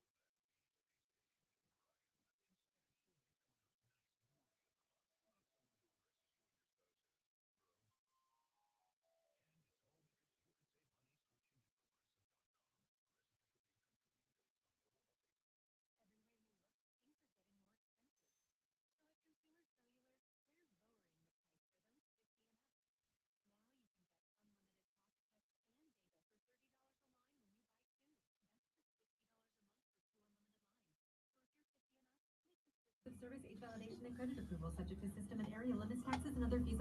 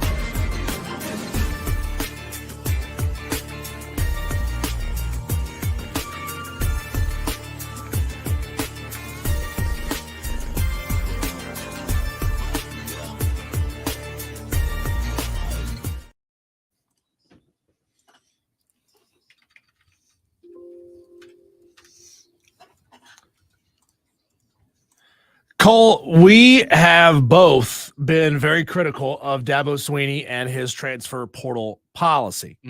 We both have also thought that if this turns out to be successful, doing it his way, number one, we're both willing to admit that we're wrong. Sure. And number two, maybe we'll start to see other coaches coming around to doing things Dabo Swinney's way just a little bit more. And I had some pretty interesting audio come across my Twitter, all thanks to our friend Chapel Fowler. He posted this video of Wake Forest head coach Dave Clawson talking about Dabo Swinney's transfer portal policy. Oh boy. And how he may implement some of the same decision making. Again, people don't like it when I talk about this, but I'm past the point of caring. Okay. When you go to the portal to fix problems, it is super expensive. Okay. And I'm sure Clemson has the money to do it. But then the problem becomes when you bring a guy from the outside and you have to pay him 2, 3, and 4 times more than you're playing the players on your own team, what does that do to the locker room? Okay. And there are a lot of teams in the country that, yes, they're signing high-level players, but when those guys get a lot of money and don't work out, don't think that that doesn't cause issues in the locker room and create more turnover for your football team the next year. And so I think he believes in the guys he's recruited. I think he believes in his coaches. And, you know, to me, there's part of this is keeping your locker room together.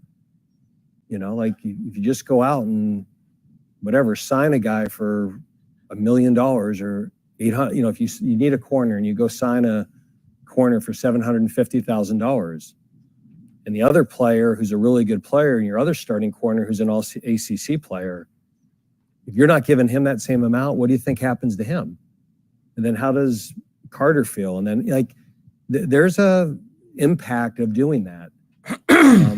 And this isn't the NFL, right? I mean, everyone forever just got a scholarship. So all these imbalances in NIL, it impacts your locker room. Strong words. He's also sounds like he's angling for an assistant coaching position on Dabo Swinney's staff one day. Wouldn't be a bad one. No, wouldn't be a bad. You can get Dave Clawson. See, that's what, you know, kept Nick Saban high on the hog, so to speak, is he kept attracting great head coaches, guys who he believed had talent and had skill as a head coach. Yeah. And he'd bring him in as an OC for a year or two, rehab their image, give him a whole new wrinkle that you know, Georgia and Auburn and Ole Miss had never seen. Dave Clawson makes a really good point. And we have never, ever said that Dabo Swinney and Clemson should go all in on the transfer portal for a lot of the same reasons that Dave Clawson just spouted off there. But this is going to be fascinating to see, especially, Cole, as we're moving towards revenue sharing. Mm-hmm. And revenue sharing, all players get a piece of the money, not just the stars. Yeah. But then the stars can still make more money on top of that by licensing their NIL. Well, I think this is why you're starting to see a lot of coaches, Diesel, get out of the game, retire, not be as interested in the current landscape, a la Nick Saban, as they once were when it comes to college football. I don't care if it's NIL. I don't care if it's transfer portal or revenue sharing or even, Diesel, if the players became employees of the university. I believe that players being paid money sours the patch of a lot of coaches who once loved college football and did it for reasons that didn't have anything to do with money, like Nick Saban's wife talked about, with building players up the right way and building human beings up the right way and teaching them to be good fathers one day. I think that you will continue to see an older line of generations. I'm not saying old coaches, but guys who didn't get into coaching for this reason, Diesel. I think you'll continue to see them sign with Dabo Swinney, and I think you'll continue as the years go by, man. I think you'll start seeing a paradigm shift of young coaches getting in the game for sometimes the wrong reason. Not all the time, but sometimes. Dave Clawson is 63-61 at Wake Forest, which credit there because it's really tough to win. It is at Wake Forest. Really so having tough. a plus 500 record at Wake is a big deal. Yeah. The question is, Cole, how many coaches really, I mean, I'm sure a lot feel this way, but how many of them are really willing to get out of the game because they don't want to deal with it? And how many are willing to lose because they don't want to deal with it? It's a good point. If they've made their money, maybe that's a different scenario. If they haven't and they're still up and coming, guess what they better do? They better evolve. They better get on the train, and they better do whatever it takes to win, right? To your point, nobody wants to lose. So if it takes using the portal and using NIL to attract those players to your program to win football games, the up-and-coming coaches will do it. There's not a ton of coaches out there, Diesel, like Nick Saban, who already had an accomplished career, who already had a ton of money, and who already had a ton of championships, right?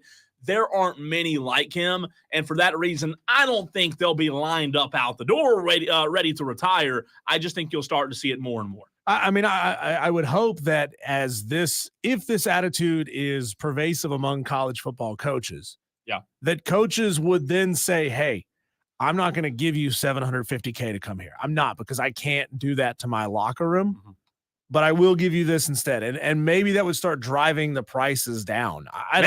Maybe not. Something needs to drive the prices down, but Diesel, unfortunately, I don't feel really confident in the prices going down with NIL and trying to get players to your university. Maybe I'm wrong, but it feels like we've opened a can of worms and there's no going back now. Thursday edition of Wire to Wire coming your way tomorrow, 3 to 7 p.m. Make sure you toe low.